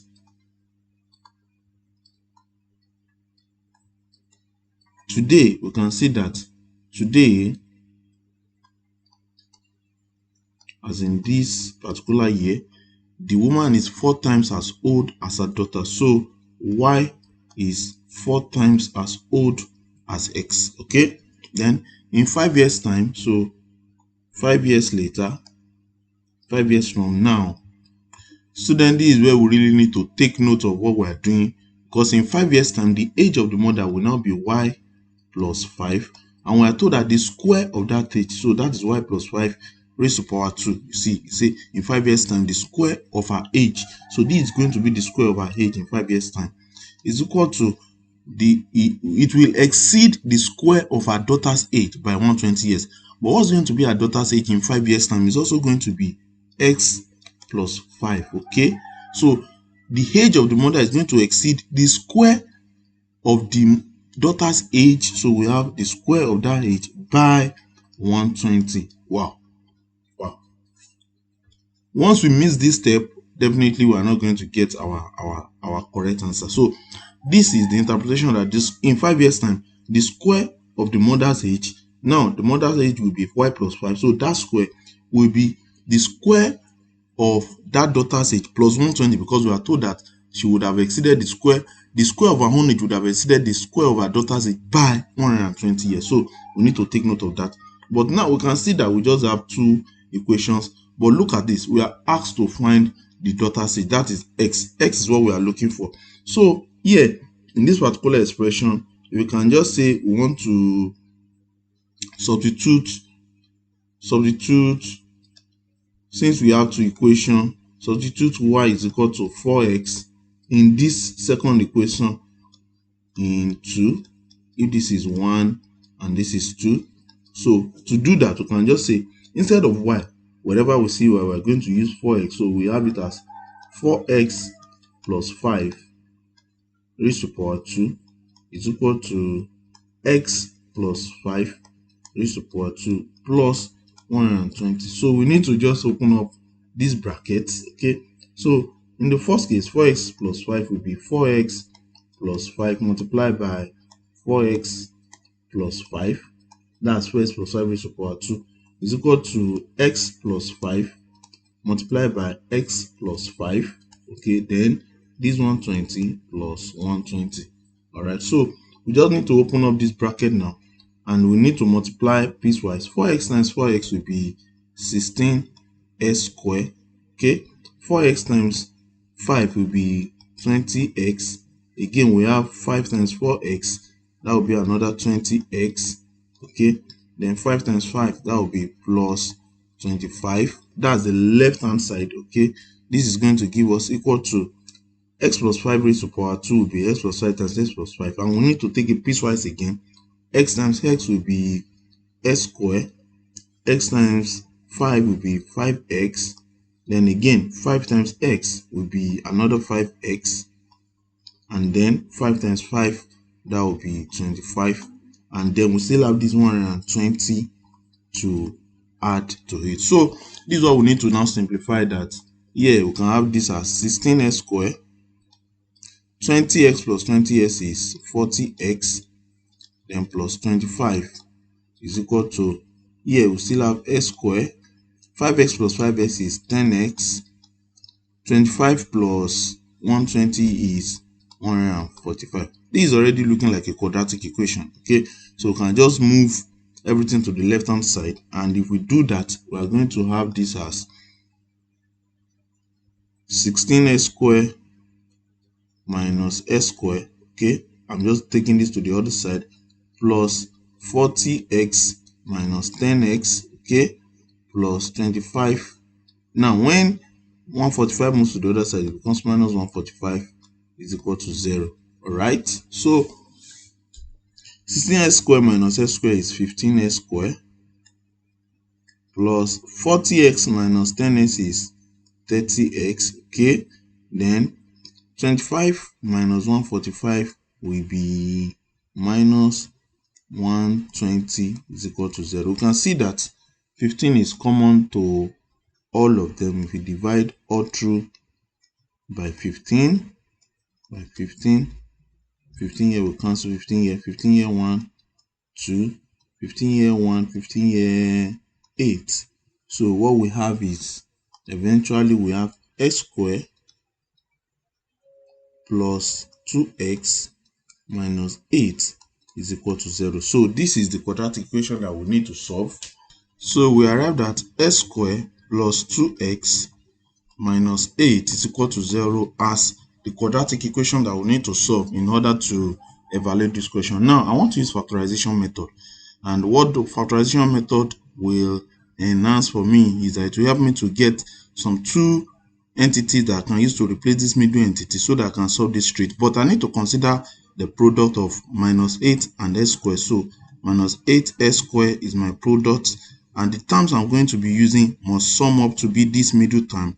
It must sum up to be 2x. So what two numbers can I multiply together to get minus 8s squared and sum together to get 2x? Okay, so since the sum is a positive number, so the higher number must carry the positive sign and the lower number must carry a negative sign. So if I say I'm looking at 4x and minus 2x, you can see 4 times minus 2 is going to give me minus 8. X times s is s squared. Then 4x plus minus 2x is going to give me 2s. So these are the two entities I need to use, and if I'm to use that, I will just say my equation becomes s squared plus 4x minus 2x minus 8 is equal to 0. And you can see it's still consistent with what I'm coming from. because 4x minus 2x is actually 2x. So in these first two terms, I can say that x is common to them. If I bring that out, then here it will remain x because s times x is s squared. And in this second term, it will remain 4 because x times 4 is 4x. And here in this second and in this third and last term, if I factor out minus 2, here it will remain x because minus 2 times x is minus 2x. And here it will remain plus 4. You need to take note of this sign because minus 2 times plus 4, the negative sign will multiply the positive sign to give us a negative. 2 times 4 will give us 8, and so this is equal to 0. And in these two entities, I can see that x plus 4 is common to both of them. And in the first case, it will remain x. In the second case, it will remain minus 2 is equal to 0. So it's either x plus 4 is 0 or x minus 2 is 0. In this case that x plus 4 is 0, we'll have x to be minus 4. And here we'll have x to be, when minus 2 moves to the other side, it becomes 2. But look at this. We are working with age. And age cannot be negative.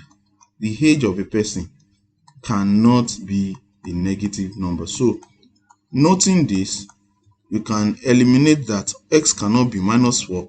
And in that case, the daughter's age, which we appended to be x, is going to give us the answer as 2 years. So that's what we are asked to find, not the woman's age. If we wanted to find the woman's age, we could have said that would be y is equal to 4 times x, and that would have been 8 years. Now, that's not realistically correct, but it's a mathematical model, and we're asked to also solve it. And the answer that we got is 2 years, okay?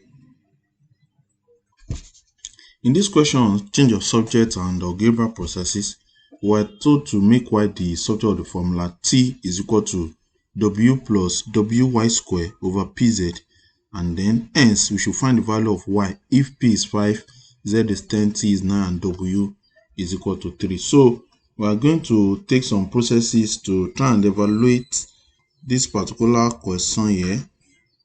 And you can see first we're given that t is equal to w plus wy squared over pz.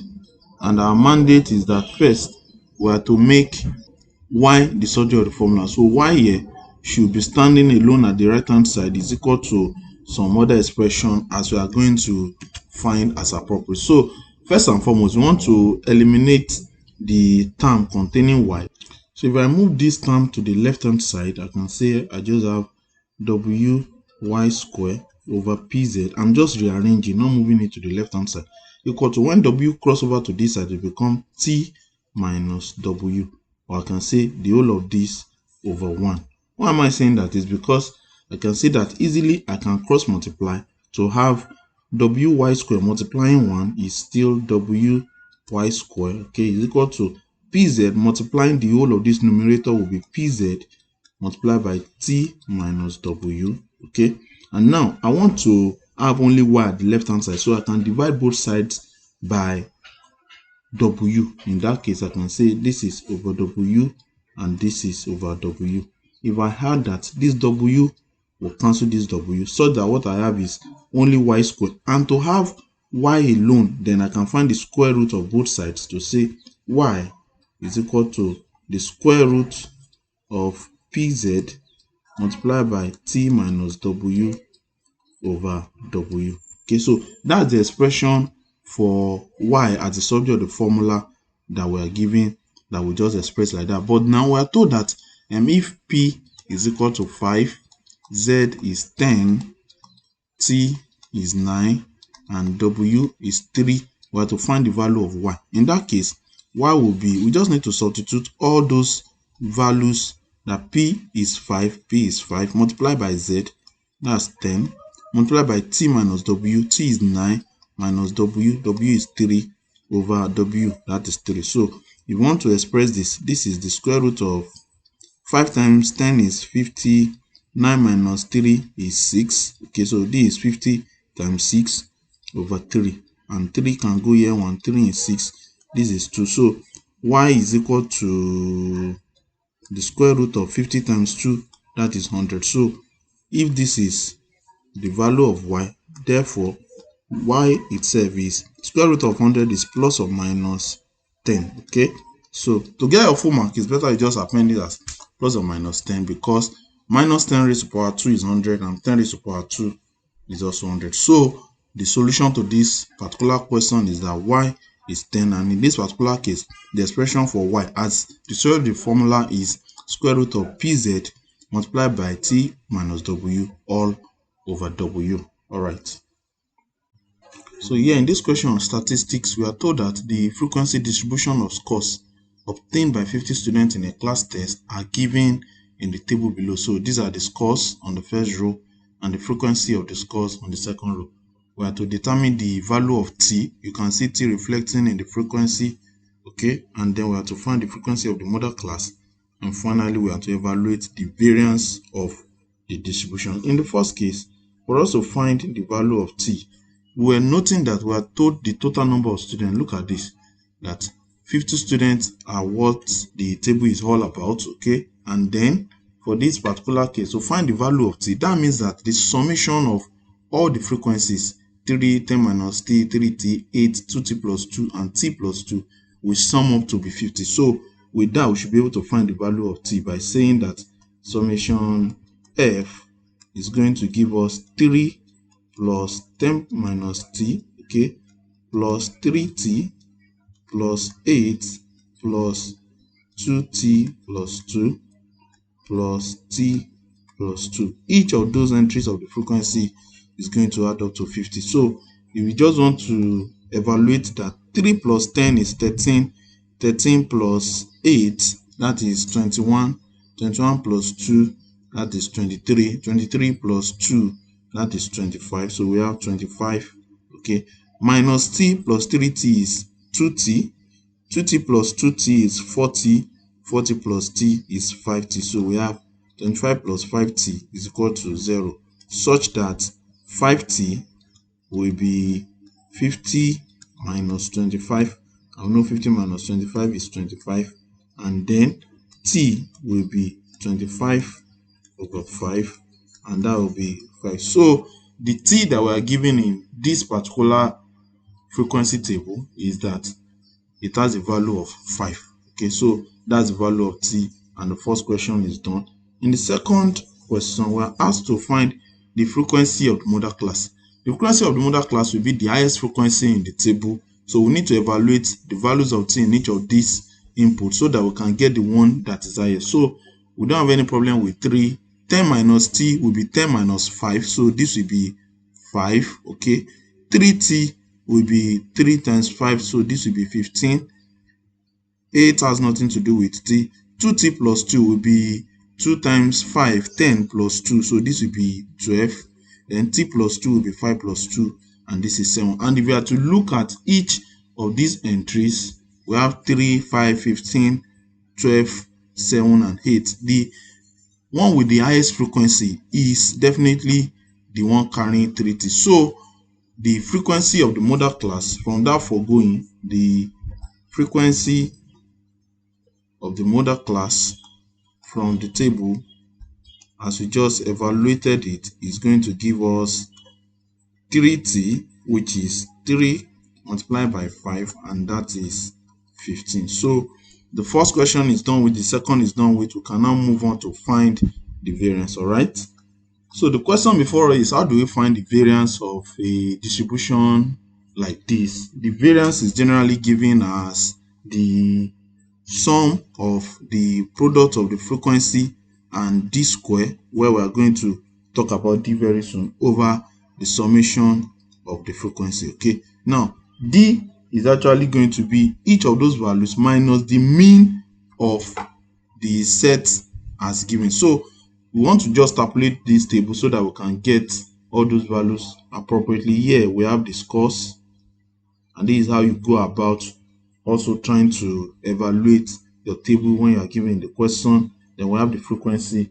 Then we are going to look at the midpoint of that particular score. You know, it's a range from 5 to 9. We get the midpoint of that value, and then we also look at the product of the frequency and the mid score. Then we find d, which is the difference between that mid score and the mean of the distribution, and then we find d square. Okay, then we can also evaluate the product of the frequency and the square of d. So let's populate this table as requested. The scores we have 5 to 9, we have 10 to 14, we have 15 to 19, and just like that 20 to 24, 25 to 29, and finally 30 to 34. Okay, the frequency was given, we have 3, 10 minus t. Remember our t was gotten to be 5, so the frequency here is 5. 3t, that was 15. 8, then 2t plus 12, that will be 2 times 5 plus 2, that is 12, and then t plus 2, that is 5 plus 2, and this is 7. Okay, then the midpoint, let's look at this together. We have 5, 6, 7, 8, and 9. These are going to be the scores that are embedded like in the first set, but where is the midpoint?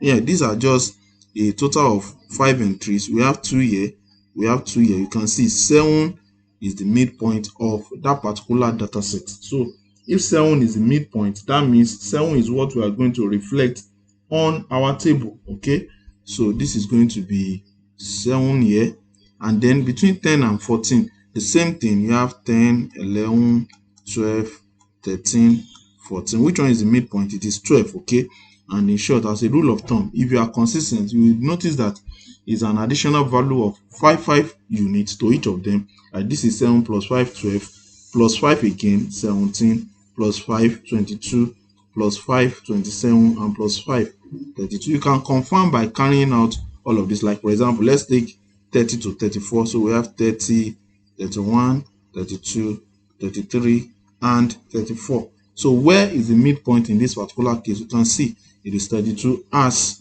we correctly stipulated on our table. Okay, so now that we have that, we can go ahead to say we want to evaluate the product of the frequency and the midpoint. Okay, the mid score. 3 times 7, that is going to be 21. Okay, 5 times 12 is 60. 15 times 17, we don't need to crack ourselves unnecessarily. This is 255, is 255. Okay, 22 times 8, that's 16, another 16, that's 176. Let's look at that. 22 times 8. Okay, on the right track.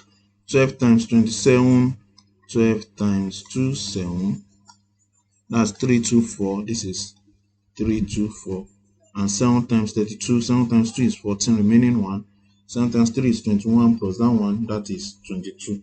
Okay, so then we now need to find the value of d, the difference between the mid score and the mean. So first we need to find the mean, and the mean for a distribution like this is the summation of fx over summation of f. Okay, so this particular one will mean that we need to add all these fx together, okay, to find the summation here, and then we also need to add all of the f. In short, we have been given the sum of the f. We are told that it is 50, so this particular summation f is 50.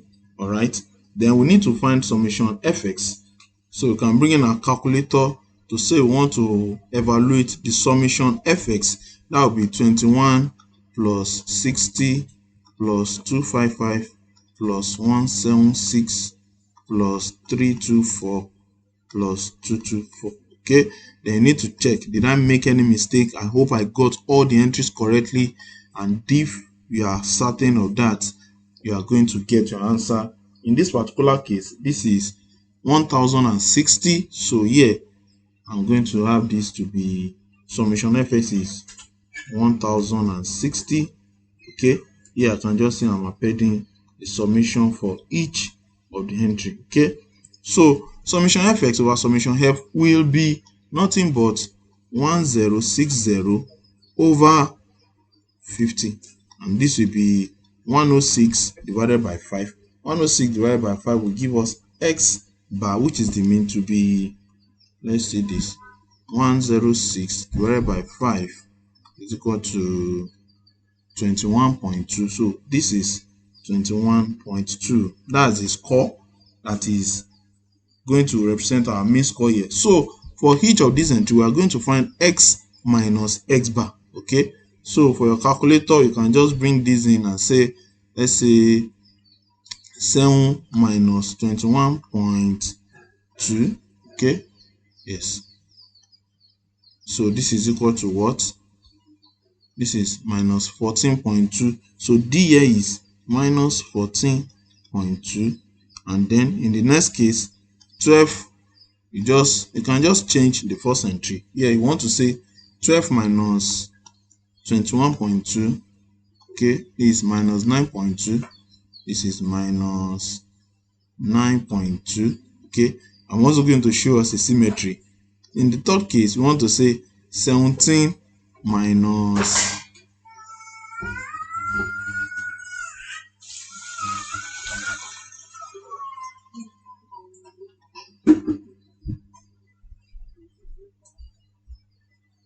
I want to say 17 minus 21.2. That's going to give you minus 4.2. So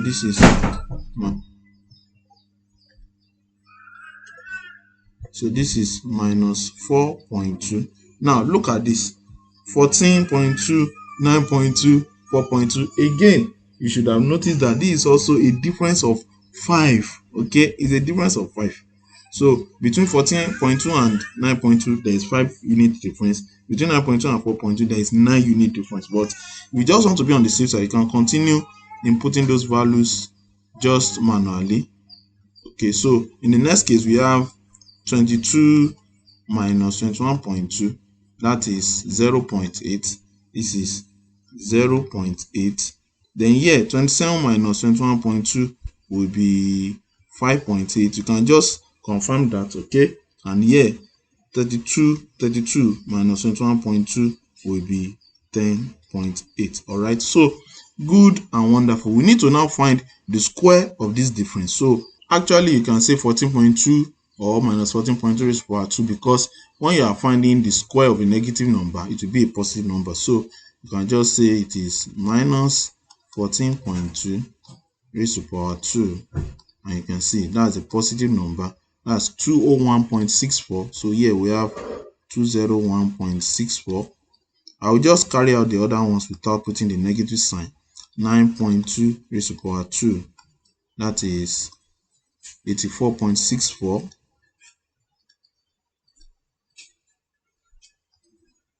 4.2 raised to power 2. That is 17.64.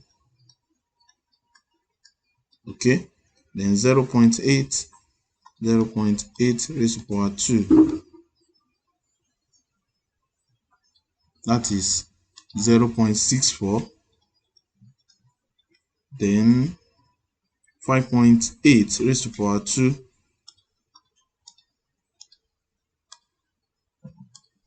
That is 3.64. And then 10.8 raised to power 2. 10.8 raised to power 2 is going to be 116.64. So this is 116.64.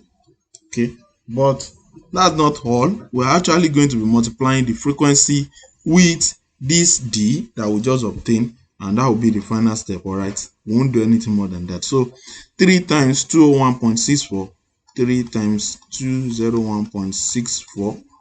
okay, just ensure you don't make mistake in trying to input your value. This is 604.92. so this is 604.92. and then in the next case 84.64 times the frequency for that is times 5. That's equal to 423.2. 423.2. okay, then next case 15 times 17.64. 15 times 17.64. 264.6.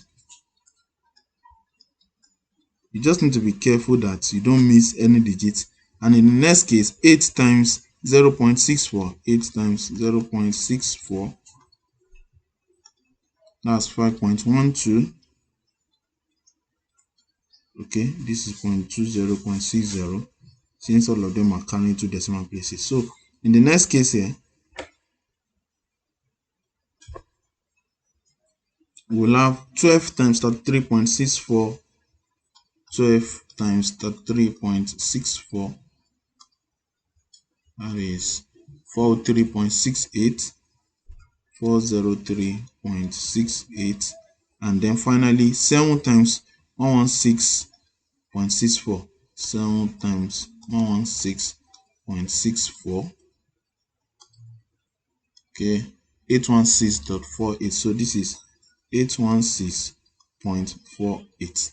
okay, but then what we need for the variance is the summation of this FD square. So finally, on our not finally, but for this table anyway, for the summation of our FD square, we'll have it as 604. No,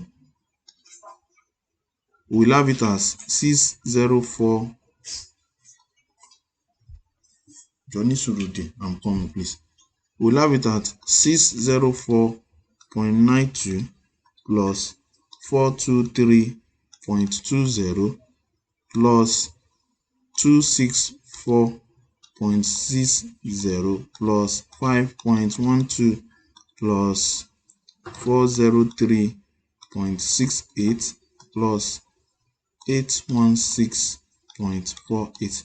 Just ensure you didn't make any mistake, and once you've confirmed that, you can find the value, and here I'm having it as 2518. So here the summation FD square is 2518, and then I can go ahead to carry out my variance to be summation FD square, which is 2518 over summation F. Summation F is 50. Okay, so that I can evaluate to be 2518 divided by 50, and voila, 50.36 is the variance. So 50.36 is the variance for this particular question, for this particular frequency distribution that we're given to evaluate. So this is how you generally go about carrying out the steps to actually get your variance. You need the mean, you need the midpoint, okay, the mid score. Here we're having score, so you need the mid score, you need the frequency, you need the product of the frequency and the mid score, you need the deviation, which is the difference between the mid score and the mean. Then you need the square of that deviation and the product of the frequency and deviation square. Then you sum everything and divide by the sum of the frequency to get your variance. All right. In this question on graphical solution to quadratic equation, we are asked to copy and complete the table of values below this one here for the equation y is equal to x squared minus 2x minus 3, and then using a scale of 2 centimeters to 1 unit on the x-axis and 2 centimeters to 5 units on y-axis, we are to draw the graph of that quadratic equation. Then using the same scale and axis, we should draw the graph of y is equal to 1 minus 3x. So this is a linear equation as opposed to the quadratic equation that we are looking at before.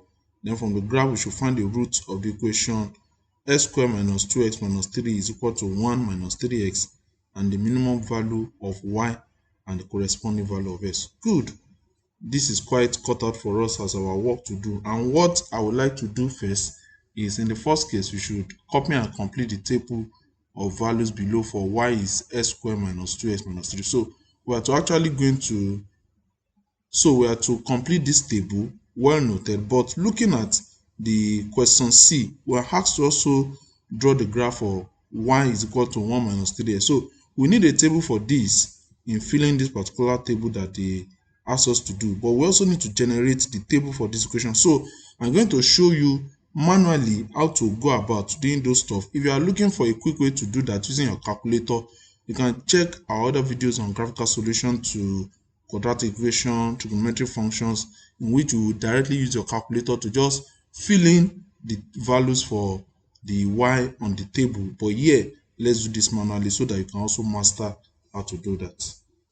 So here I have the table, the template for the table that I want to use, and I'll be using blue ink for the quadratic equation y is equal to x squared minus 2x minus 3, and then this brown ink for the equation y is equal to 1 minus 3x. So what are we doing here? We're taking the entities for the quadratic equation x squared, we have x squared minus 2x and minus 3 and minus 3.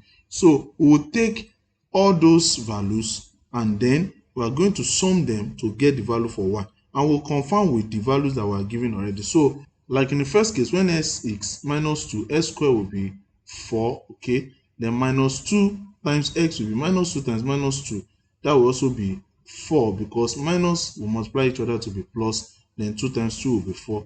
Minus 3 is going to be a constant all through, so I can just append that as a constant all through. You can see it's not depending on the variable, it's just a constant that is minus 3 all like that. So I'm still coming to, okay, I can just even add this straight.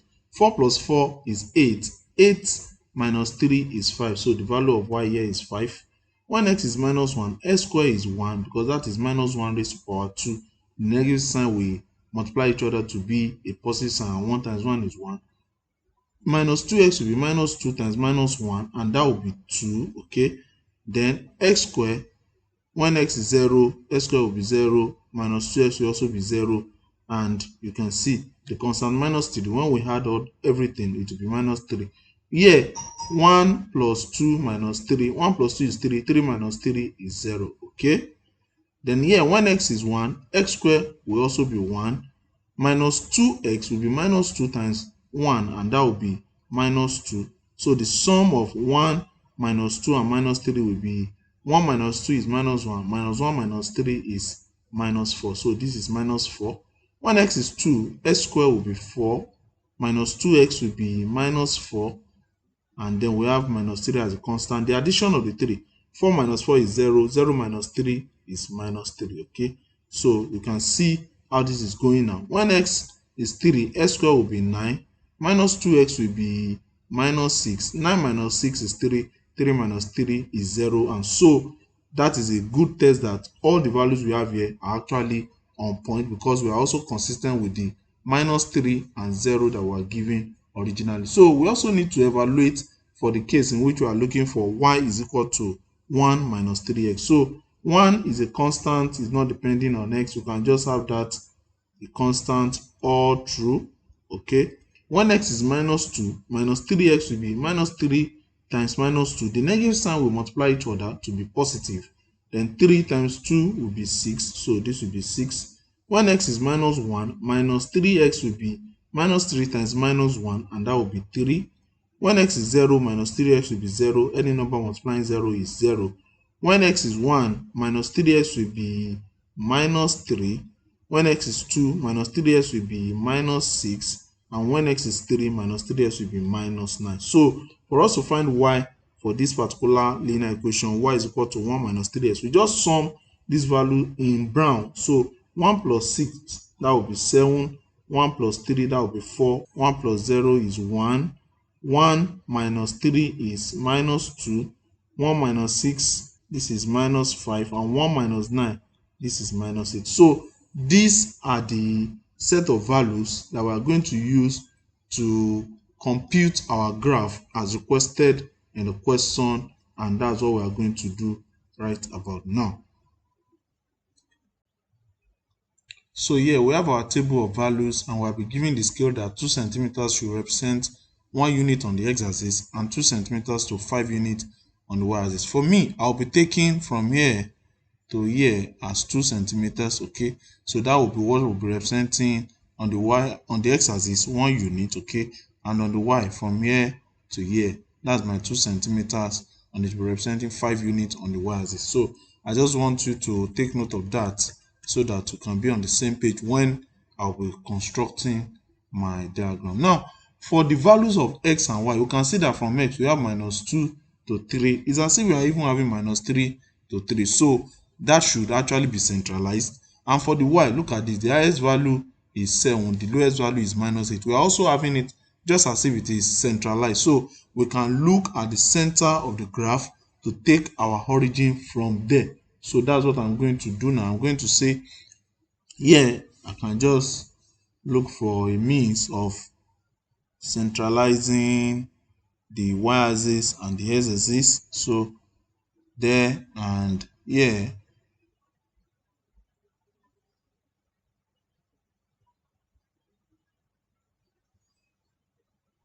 so I can say I have this to be my y-axis, that's a positive y, and here will be the positive x. Okay, now for my 2 centimeters to represent 1 unit, I'm going to have 0 at the origin.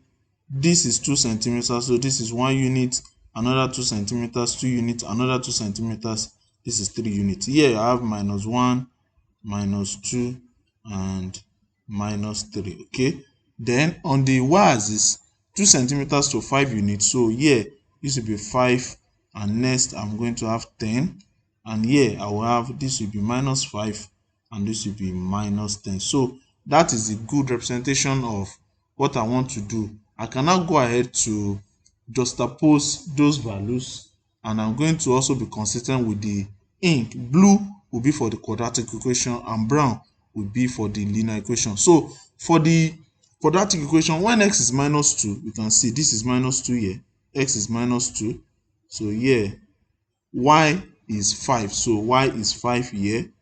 What I just need to note is the point of intersection of the two, so I can just trace that from 2, okay, and then from 5, this point of intersection here is going to be the point that is relating x -2 and y is 5. When x is -1, y is 0, so x is -1 here, but y is 0, so it is with the origin. So this point is a point of interest. When x is 0, y is -3. Now this is what we need to do. Look at the division of boxes I have here. I have 10 divisions. 1, 2, 3, 4, 5, 6, 7, 8, 9, 10. So I can see that 10 divisions is corresponding to 5 units, okay, because that's what we are told, 2 centimeters to 5 units, and 2 centimeters consists of 10 divisions. So what is going to correspond to what divisions is going to correspond to 1 unit? I can just cross multiply, and the division that will correspond to 1 unit I can see will be 10/5, and that will be 2. So 2 divisions, like here, 1, 2, then this is 1, another 1, 2, this is 2, 1, 2, this is 3, 1, 2, this is 4. So I have -1, -2, -3, -4, like this. So I did that for us to just be on the same page. So now the next value we have, when x is 0, y is -3. So x is 0, y is -3, -1, -2, and -3 here. So this point is a point of interest that we are looking for. Okay, when x is 1 here, y is -4. -4 is just going to be here just before 5. So x is 1 and y is -4 here. Okay, and then when x is 2, y is -3. Again, we are going back to -3 here. X is 2, y is -3. Okay, and then when x is 3, y is 0. X is 3 and y is 0. So just this particular final point on our graph, that is what that is going to look like. So I can just note the inclination. This is coming from here to 1, and then this is 3 to 0 and 3 to 2. So those are the values that we needed for this particular quadratic graph, and we can now go ahead and just join those points together. You can see that is already looking like a curve. You can just make use of your French curve to get all of these together, and I'm going to also try my very best to ensure that I link them together as appropriate. So let's see how that will go.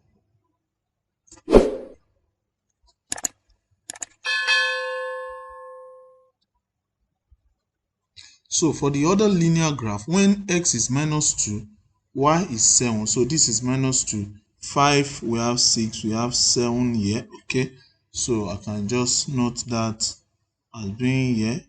Then when x is -1 here, y is 4. 4 is just 2 boxes before 5, so this is 4. When x is 0, y is 1. X is 0 here, y is 1, it's just here, okay? And when x is 1, y is minus 2. When x is 1 here, y is minus 2. This is minus 2. I will say marked just before here. When x is 2, y is minus 5. This is 2 and this is minus 5. And when x is 3, y is minus 8. 3 minus 8, this is minus 5, minus 6, minus 7, and minus 8 here. Okay, so what you just need to do is to join them with a straight line, and I think that is good. But then our quadratic graph is not extending to the point that it needs to extend to, so we still need to actually take it further. I like the fact that this is appearing like this, so you know that you still need to finish up your curve to continue beyond the value that you are giving. And what I will normally do, what I will recommend students to do is that when x is minus 3, what is the value for y? So for the quadratic graph, we have y is equal to s squared minus 2x minus 3. So when you want to just look for some other value, like when x is minus 3, so that we can actually find the point of intersection with this linear graph, what will be the value for y? Y will be minus 3 raised to power 2 minus 2 times minus 3, then minus 3. Minus 3 raised to power 2 is 9, then minus 2 times minus 3 is plus 6, then we have minus 3. So 9 plus 6 minus 3 is 9 plus 6 is 15. 15 minus 3 is 12. So what we have on the graph will be that when x is minus 3, y is 12. So 12 is just going to be here, that is 11, and here, that is 12. So this point is what we are looking at, and we can just extend this particular curve to that point, and that will be a better means of getting that value rather than just drawing the line as if it's a straight line. Okay, so if you are to do that, we just have something like this. I think that is quite interesting. Okay, and I think that is just fitting in with the previous curve that we have. So now you can see that we have 2 points of intersection that can help us to solve for the question that we're asked, that we should find the solution when the quadratic equation is equal to the linear equation. So as a rule of thumb, it is good that you should always label your graph. So here, this is the graph for y is equal to 1 minus 3x. That's the one in brown. And for the one in blue, it is y is equal to s squared minus 2x minus 3. Now, furthermore, we have to find the roots of the equation that is given as what I'm going to write right now. The equation s squared minus 2x minus 3 is equal to 1 minus 3x. Now, if you look at this particular graph, you can see that this is just a statement of where the two graphs, where they are equal, and that is why they are saying that the quadratic graph is equal to the linear graph. So that is the point in which we have the two graphs crossing each other. Here, this is the first one, and here, this is the second one. Okay, and what for us to just get that, what we need to do is to trace down to the x-axis, and we'll find that particular value. So in the first case,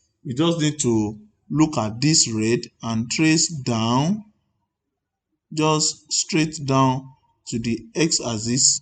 And in the second case, we also need to take this and move it to the x-axis. So the point of interest, that is the root of the equation, is this point and this point. And if you look critically, you know, we are having the whole of this to be a unit. So if this is minus 2 and this is minus 3, we have a gradation of 0.1. So minus 2.1, minus 2.2, minus 2.3, minus 2.4, minus 2.5, minus 2.6. So this is, they are minus 2.6, and on this other side we have 1, 1.1, 1.2, 1.3, 1.4, 1.5, and 1.6 and 1.6. So those are the roots of the equation that we can get for the expression x squared minus 2x minus 3 is equal to 1 minus 3x. Okay.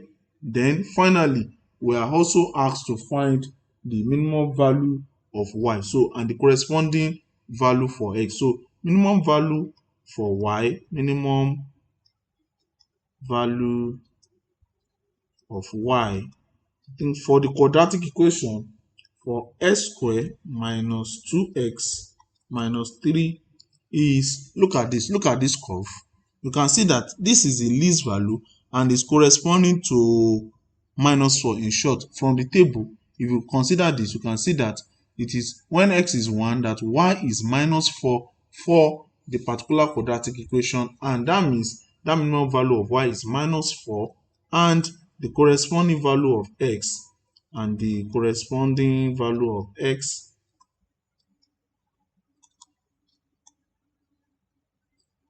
is just obtained as 1. Okay, so with this, we've been able to judiciously tackle this question on our graph, in which we look at the quadratic graph and the linear graph, and we're able to generate our table of values, use the scale to actually graph the curve and the straight line.